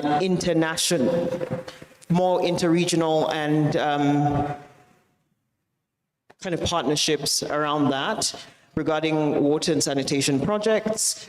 I think I'll kind of toss that to you, Professor.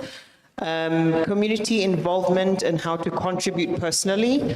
I'd like to hand that over to Tewani regarding how to address the issue of more community involvement and how to ensure that people contribute personally. The lady had mentioned something about getting communities actively, personally involved in solving those particular challenges.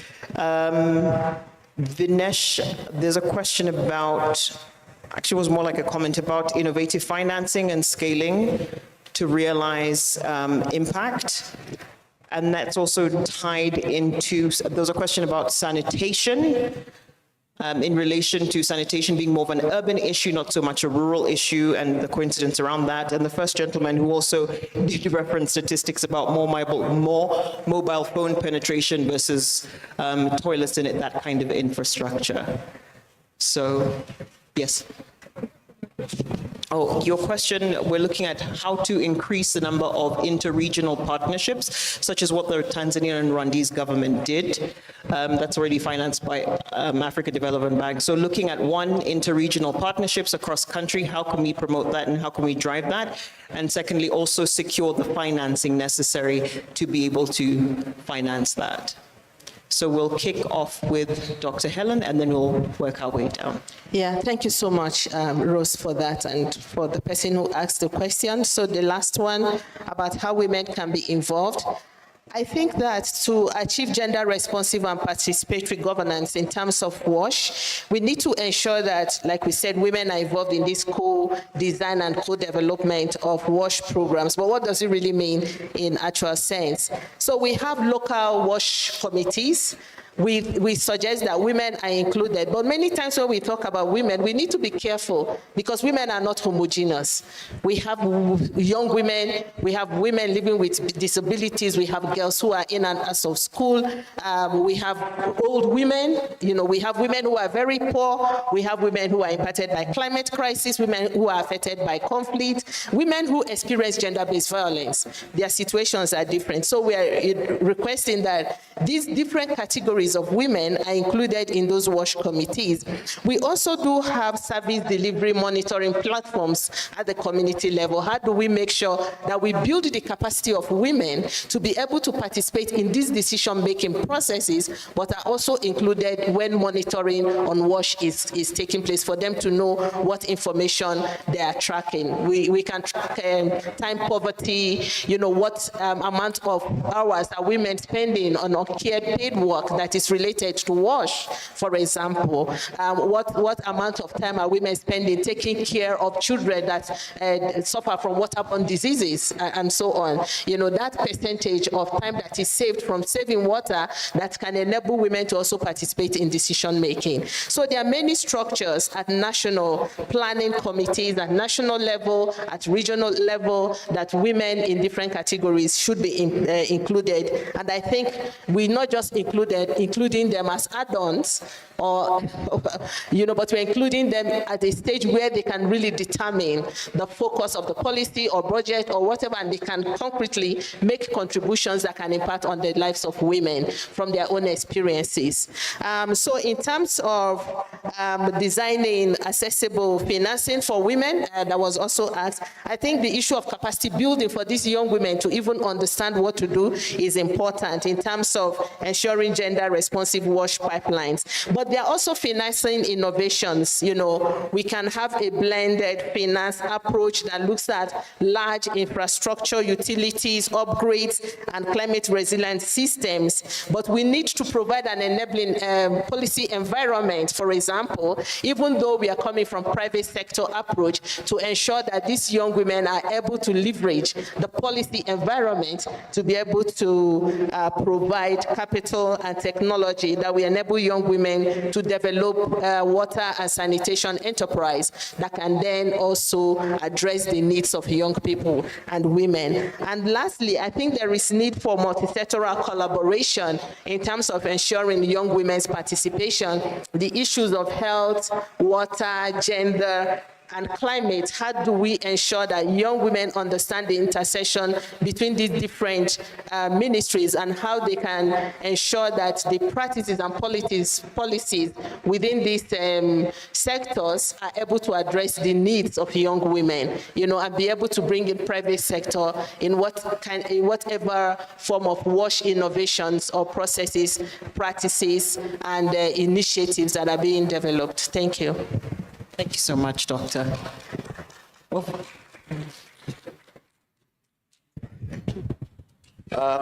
Okay, so I've been asked to address this question of successful partnerships. Let me, premise my response by, going back to the point that my colleague made earlier, that Africa's GDP at $3 trillion is enough to address the problems that we face as a continent. So the resources are available on the continent. The question is, where are those resources concentrated?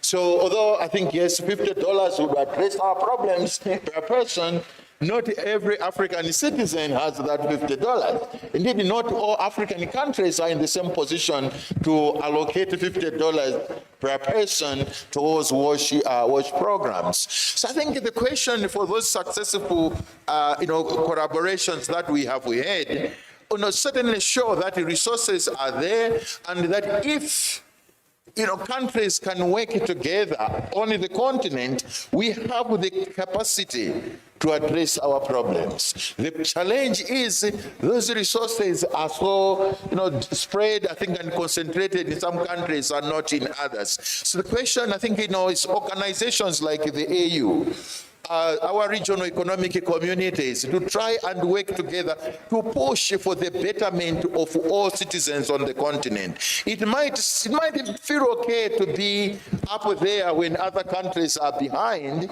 and it feels good to be the only country that has achieved some of these goals and these targets. But we should not lose sight as countries that if some other countries are left behind, the problems in those countries will eventually follow us, those countries that have made some achievements and made progress. So it is imperative for countries to work together and for organizations like the AU and other regional blocs to try and promote that togetherness as an African continent that can help to address some of our problems that we have maybe at a national level. I know, I think, again, in my own country, and I'm sure there is a saying across most of our countries that if you move together, we are likely to reach our destination.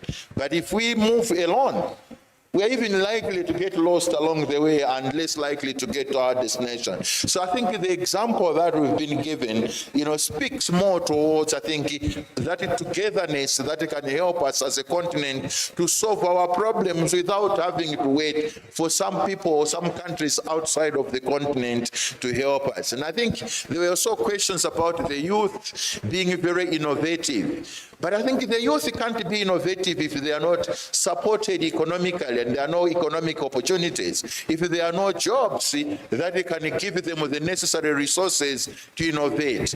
If our own governments don't invest in education, in research, in innovation. Because you see so many talents really emerging, natural talents on this continent among our youth. But usually these are not supported. And at the end of the day, you begin to wonder how many creative minds are out there that we're not seeing. I think their talents come to fruition because they are not being supported. So I think, there was also the question about communities, I think, working together and achieving more. But again, those communities, I think there was a question from Burundi, those communities can only work well and achieve success if they are supported, both financially as well as technically, and maybe, with just some technical know-how to support them to achieve, to do more and achieve even more than they already are doing. So we do have the talent and the skills, and now we know we have the resources. It's just a question of bringing everything together to achieve those goals and ambitions that we have set ourselves to do. Thank you. Thank you so much, Professor. So we'll have Tewani, and then we'll wrap up with Vinesh. Thank you, Rose. The question I'm supposed to answer is regarding the community. The community, the people who are working. And the thing, how many of us are transparent for our community while we are implementing the programs? For example, deep inside, do we report for our donors? Yes, we report for our donors. But do we report for public? We don't do. Usually it's rare that we report for the public. Such type of exercise should be use, we exercise it. And also community-based monitoring. Such type of techniques are not exercised. The other thing is whenever we start to implement, we need just to divide the roles and responsibilities of each individual. For example, the donors and the funding and the implementing partners should be transparent and accountable, should exercise public funding. And also the other thing is also the implementation modalities should be very clear. Capacity building, financing, and technologies. The communities should handle these things, and they should be capacitated. And in such a way they can manage it and after the post-implementation activity. And therefore in such a way involving the community, we can handle and sustainable water schemes. Thank you. Thank you very much. Yes, Vinesh. Thank you, Rose. Allow me to stand. Okay, sure. Yes.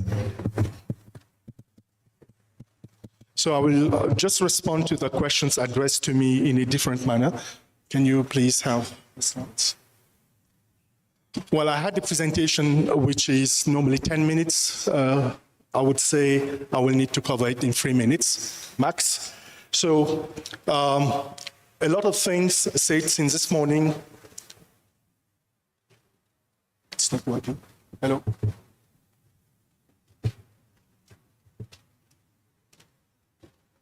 I'm sorry. So I continue until it works. He's scrolling it. He's asking me to, so unfortunately I wanted just to take 3 minutes. All right, so to respond to the question about mobile phones. Who thinks it's a bad thing to have so many mobile phones in Africa? Anyone? You don't have an answer. All right. I would say it's a very good thing that we have so many mobile phones. Actually, I would even say we need to have more than that, because we speak a lot about data, we speak about connectivity, we speak also about intra-African connectivity, and mobile phones are very smart tools if we know how to use them. Now, regarding the number of toilets, I think we've talked a lot about data. I won't delve into that part for the time being. What is important, however, we need to understand what is happening, because there was a question about the urban sanitation issues as compared to the rural context. But let's understand, we have a big issue, not now, but since the past 3 decades, I would say at least the past 2 decades. We have rural-urban migration, massive. And this is adding pressure to our cities. And our cities, we can speak about master plans, planning, etc. Our cities are unable to respond in a timely manner. And that's what creates informal settlement in many cases. And what is happening basically, it's emergency response. You respond, you create problems, and then you go and find solutions. Okay, it's working. So anyways, I tried to respond to that question as well. So basically, just a few key points based on what has been said since the morning. My point is simple here. Water and sanitation is not about infrastructure only. It is where the people they settle, how communities stay healthy, whether girls attend school, whether cities remain stable. So I won't read the text fully, but the point is, today we try to build first, that's what I'm saying, then we solve water problem later on. And this issue is creating a fragile environment all across the continent. What is also important to understand, the crisis is not marginal, it's really a structural issue. It is not about isolated villages, if we still speak about rural Africa. It's about a systemic access inequality across both rural and fast-growing cities, because it's exactly what I just said a few minutes ago.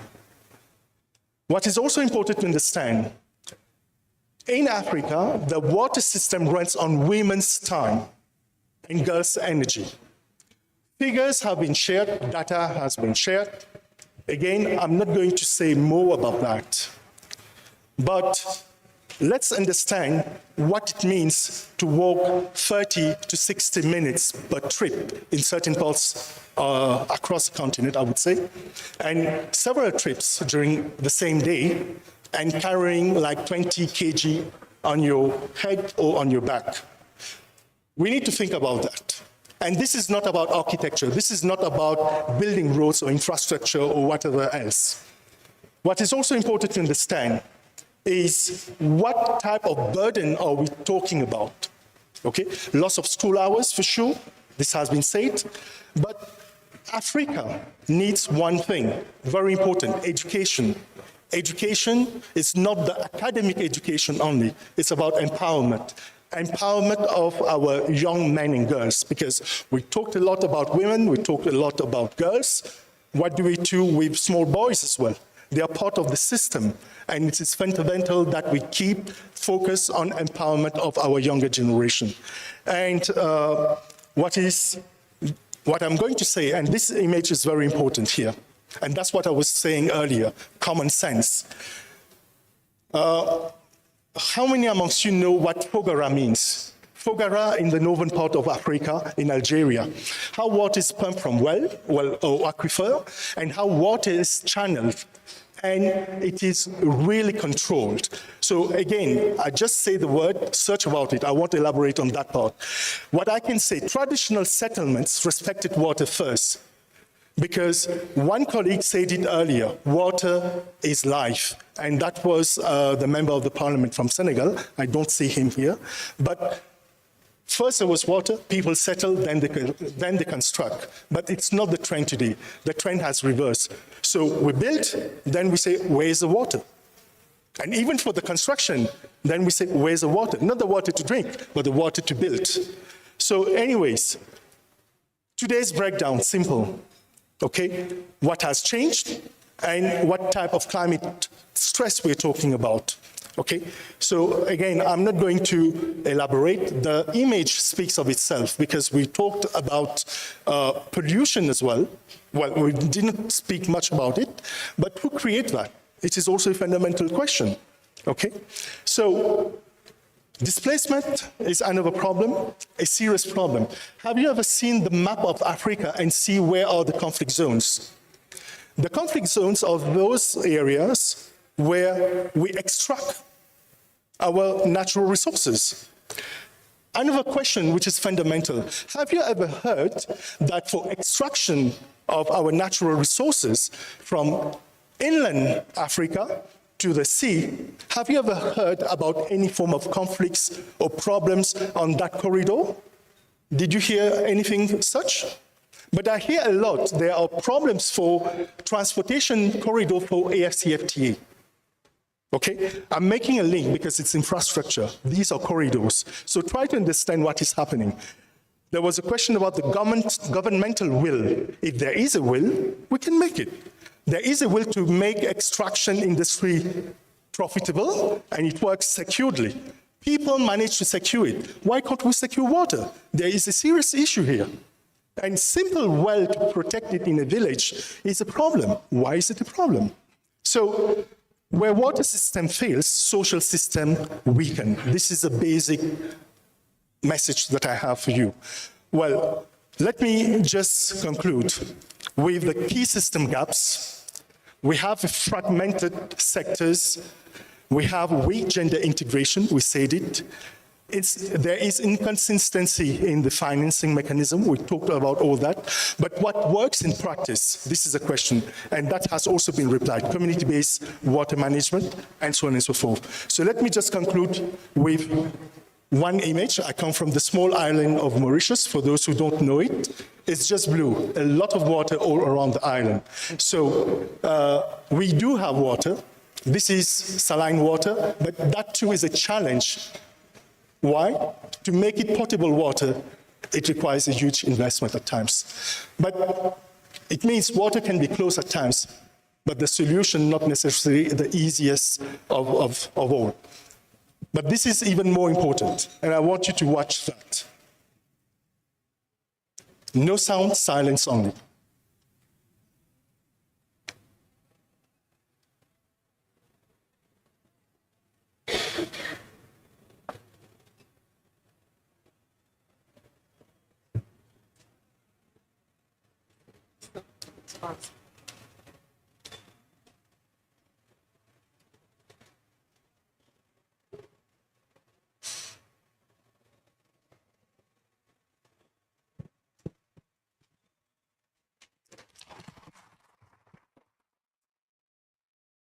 Water is life, and let me say it in French, l'eau c'est la vie, et c'est pas pour rien que c'est la vie. Merci. Thank you so much, Vinesh. I'd like to thank each and every one of our panelists for this robust conversation on partnerships and multi-stakeholder engagement for implementation of sustainable water and sanitation, starting with Dr. Helen Kezi-Nwoha. Thank you very much. Professor Bonnie Dulani, Mr. Vinesh Chintaram, and Mr. Tewani Seifu Selassie. Thank you all so much, and thank you all very much for your attention. And for those of you still present in the room, I'd like to hand it over to Patrick for the closure of today's session.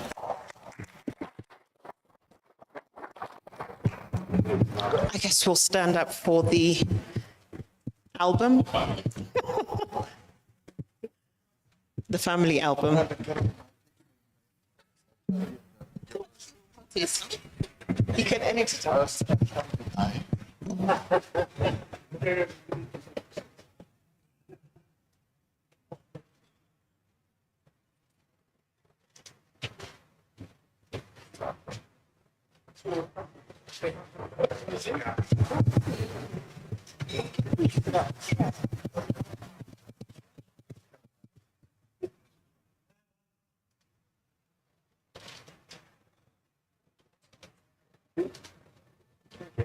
very much.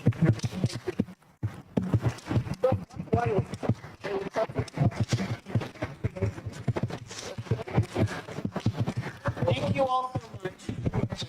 Okay. Thank you. Thank you.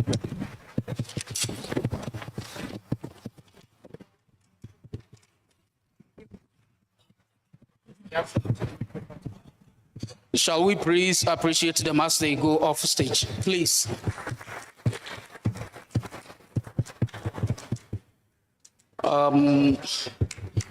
We have come to the close of the program for the day.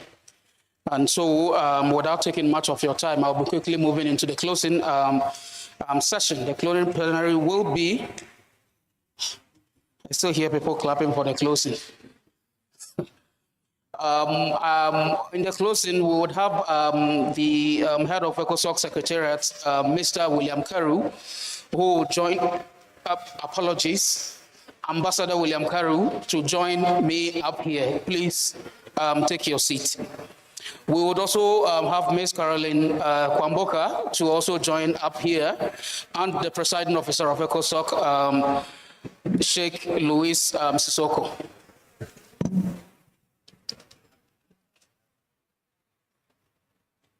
Ms. Caroline Kwamboka.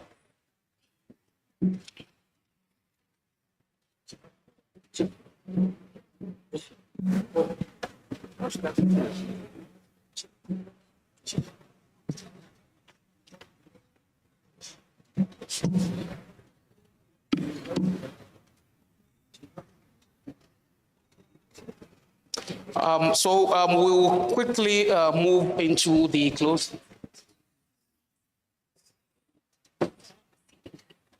Our first speaker will be the head of ECOSOCC Secretariat, Mr. Ambassador William Karu, to please join me on this stage. Thank you.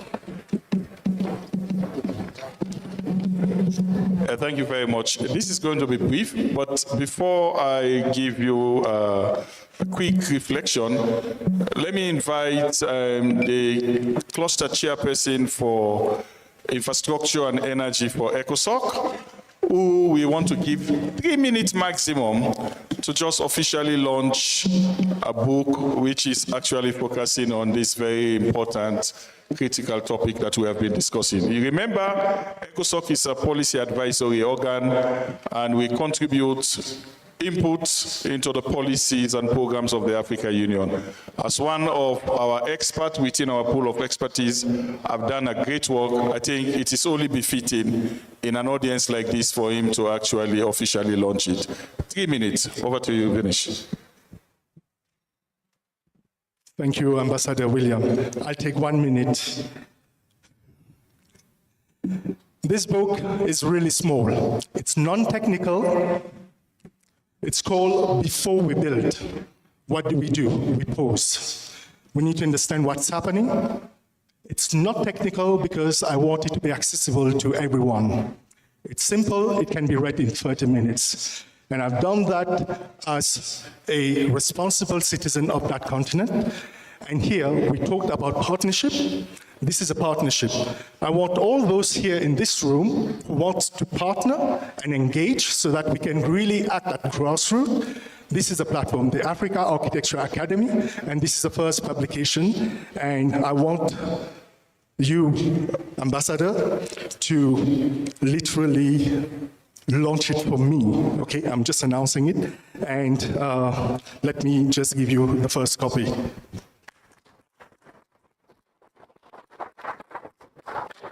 So I would also invite, offer a copy to you, Gio. Do read it, it is in English. The French version is on its way, and I will be sharing it with you through the ECOSOCC Secretariat. Thank you very much. So on behalf of the African Union ECOSOCC, Vinish being one of our technical experts, we want to appreciate you, and we officially launch this book, Before We Build, an African reflection on people, space, nature, and responsibility. Let's put our hands together and appreciate a great work that has been done. I was supposed to give some reflection. I started reading. Unfortunately, I think I was not able to submit my input. So you might not see my name in this version. But be rest assured that the next version you will see my name. Excellencies and distinguished colleagues, I stand before you profoundly moved by the quality of engagement and transformative vision that has animated in our deliberation today. What we have witnessed is a powerful demonstration that African civil society is ready to lead on one of our continent's most critical imperatives, assuring sustainable water availability and safe sanitation system to achieve the goal of Agenda 2063. Let us be candid. The insights shared today will inform ECOSOCC engagement with the African Union's Commission, member states of the African Union, and other strategic partners throughout 2026 and beyond. However, I must address something that weighs on my heart heavily. We received almost 2,500 applications from civil society organizations who sought to participate in this pre-summit. The overwhelming response was both gratifying and humbling. It actually demonstrated the vibrancy of Africans' civil society and the hunger for meaningful engagement with continental processes. Yet our logistical capacity could not accommodate everyone who deserved to be here. To every organization, every advocate, every champion, we could not physically host. Please accept our sincere and heartfelt apologies. Your absence was felt, your voice matters. We, however, endeavor to bridge the gap by live streaming our proceedings, but we also recognize that virtual participation cannot replace the power of face-to-face dialogue and the solidarity forged through our shared presence. To those who follow us remotely, you remain integral to ECOSOCC's mission. Your work on water access, sanitation rights, and community resilience is the bedrock upon which continental frameworks are built. But let me seize today's opportunity to make this important announcement. The call for ECOSOCC General Assembly elections will open during the second quarter of 2026. To every civil society organization here today and those who are following us online, I urge you to apply. The General Assembly is ECOSOCC's highest decision-making body where African civil society exercises its voice within the AU system. We need grassroots organizations, continental networks, women movements, youth collectives, and environmental defenders. Your diversity is our strength. Your expertise is our asset. Therefore, please apply to be members of ECOSOCC. When the call opens, please respond. Mobilize your network, claim your rightful place within the African Union space in shaping African governance architecture. I cannot conclude without a special word to the Ethiopian civil society. I must acknowledge the extraordinary warmth, enthusiasm, and intellectual engagement from the Ethiopian civil society throughout this pre-summit. Your participation has been exemplary, one characterized by deep technical knowledge, passionate advocacy, and unwavering Pan-African solidarity. ECOSOCC looks forward to returning to Addis Ababa during the course of this year to officially inaugurate the Ethiopian ECOSOCC National Chapter. This will mark the beginning of a new era of a structured civil society engagement within the African Union. The Ethiopian chapter will serve as a critical bridge between Ethiopian civil society organization and continental governance. As I conclude, I wish to reiterate that ECOSOCC commits to being the bridge ensuring civil society voice reaches the highest decision-making levels. We will advocate, monitor, hold institutions accountable, amplify successes, and build coalition that sustain presence, that sustain pressure for transformative change beyond 2026. Let me once again thank all of you, from the authorities to our various partners who have made significant contribution in making this meeting a reality, every moderator, every panelist, and every participant. Thank you very much, and we look forward to continue our engagement with you as we also plan for our next flagship event, which is the Citizens Forum. Thank you very much, and have a wonderful evening.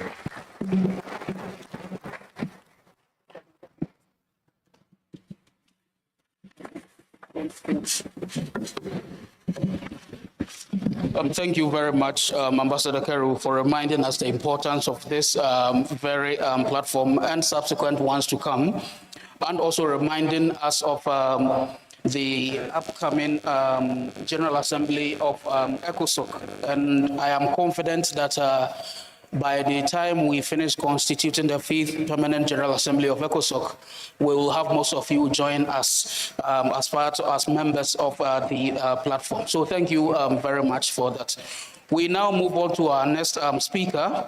I would like to call on here Ms. Caroline Kwamboka, who is Executive Director for African Renaissance. Please join me.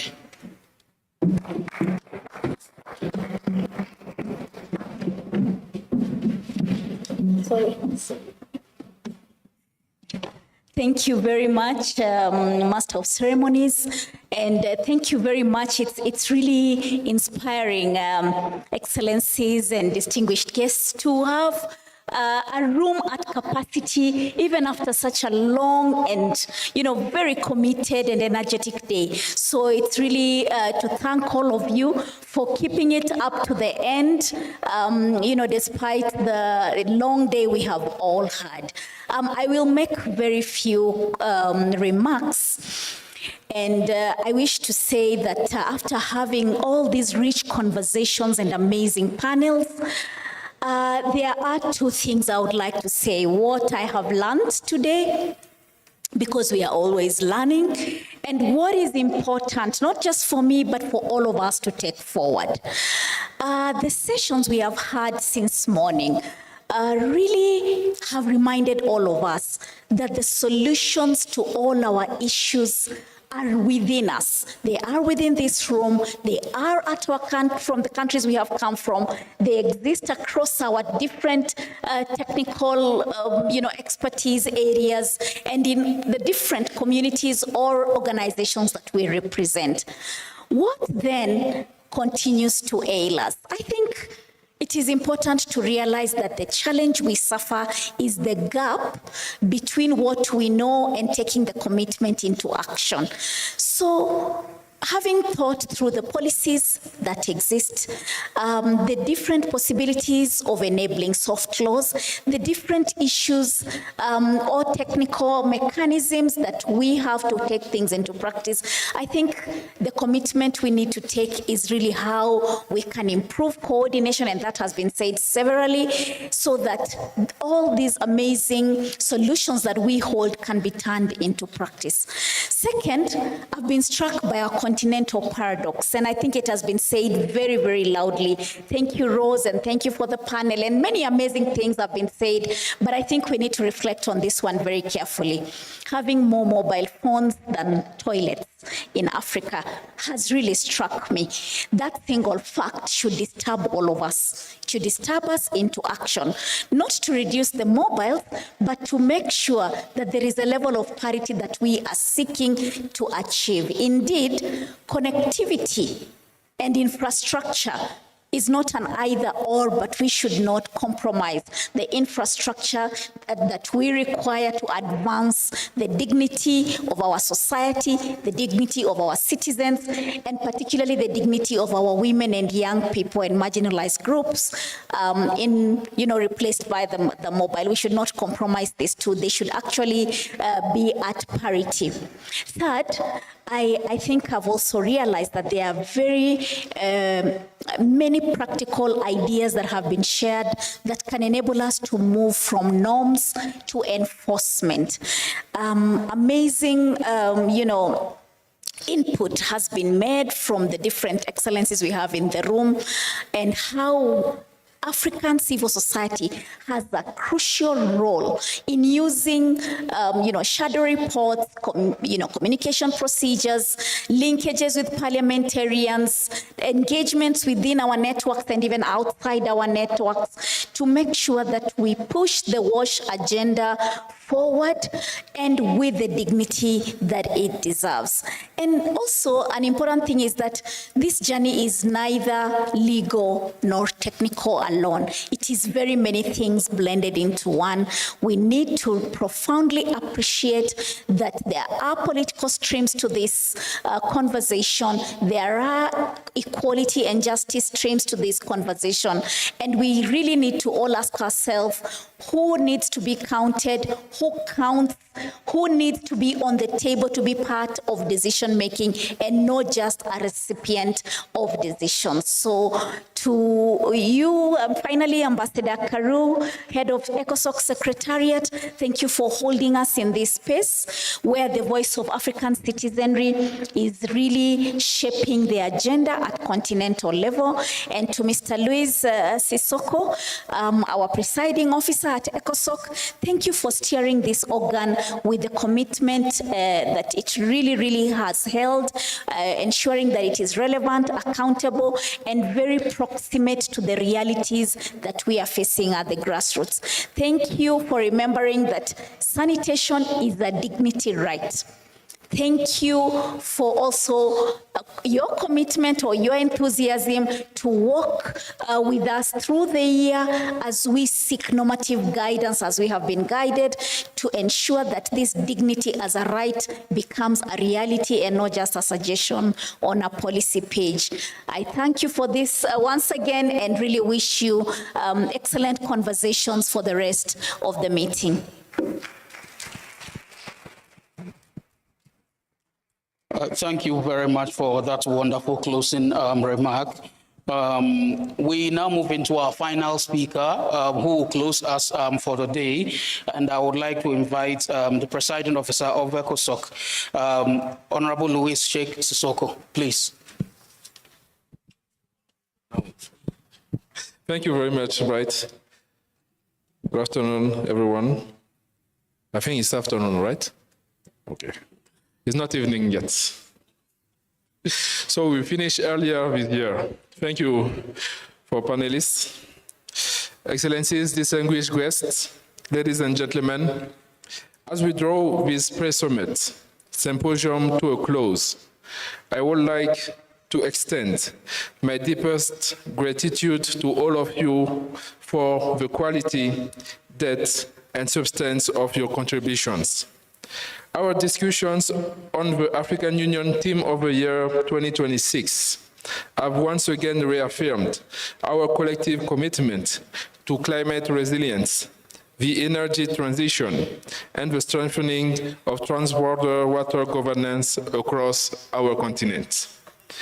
I wish to express my sincere appreciation to our member states, partners, and the vibrant civil society organizations whose voices have powerfully illuminated the inextricable link between water sovereignty, sustainable energy, health, climate action, and community resilience.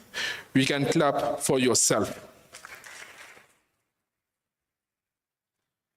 Your insights remind us that continental transformation is forged through knowledge, cooperation, and inclusive engagements. Excellencies, ladies and gentlemen, We leave this press summit with a renewed conviction that access to sanitation and safe water is a fundamental human right. Our exchanges have rightly placed women and youth at the center of this mission. We are reminded today that a policy is only as strong as its inclusiveness. When we empower African women and mobilize African youth, we do more than address technical challenges. We ignite lasting continental transformation. This press summit has also demonstrated that while the challenges outlined in Agenda 2063 are indeed significant, they are far outweighed by the strength of our partnerships. To the governments and regional institutions represented here, I urge you to carry forward the recommendations emerging from this dialogue as a true mandate from the people. To our partners, your continued collaboration fuels progress and impacts. Together, we must ensure that safe water and adequate sanitation are not privileges for a few, but a lived reality for the last mile of every African community. Ladies and gentlemen, as we depart, let us do so inspired, united, and resolute, committed to acting with urgency, innovation, and cooperation. Together, we will safeguard our natural resources, advance climate-resilient development, accelerate the energy transition, and uphold the dignity of every African, today and for generations to come. With these few remarks, I officially close the press summit of 2026 AU Team of the Year, and I look forward for your partnership and collaboration for the implementation of the key actions that have emerged from this meeting. And we also look forward for collaborating with you in 2027 press summit. I thank you and wish you a safe journey home. Thank you.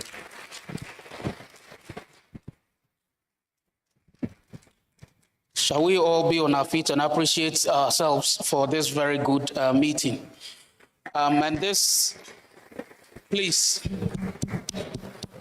And this brings us to the end of the program. We do appreciate your presence, and we do thank you very much for joining us for this very important event. And to assure you that this is the beginning of implementation of the 2026 theme of the year. There's going to be various engagements. Look to the ECOSOCC website, the social media handles, among others, and follow for more information on developments around the implementation of the theme of the year. Thank you very much, and see you on the next platform.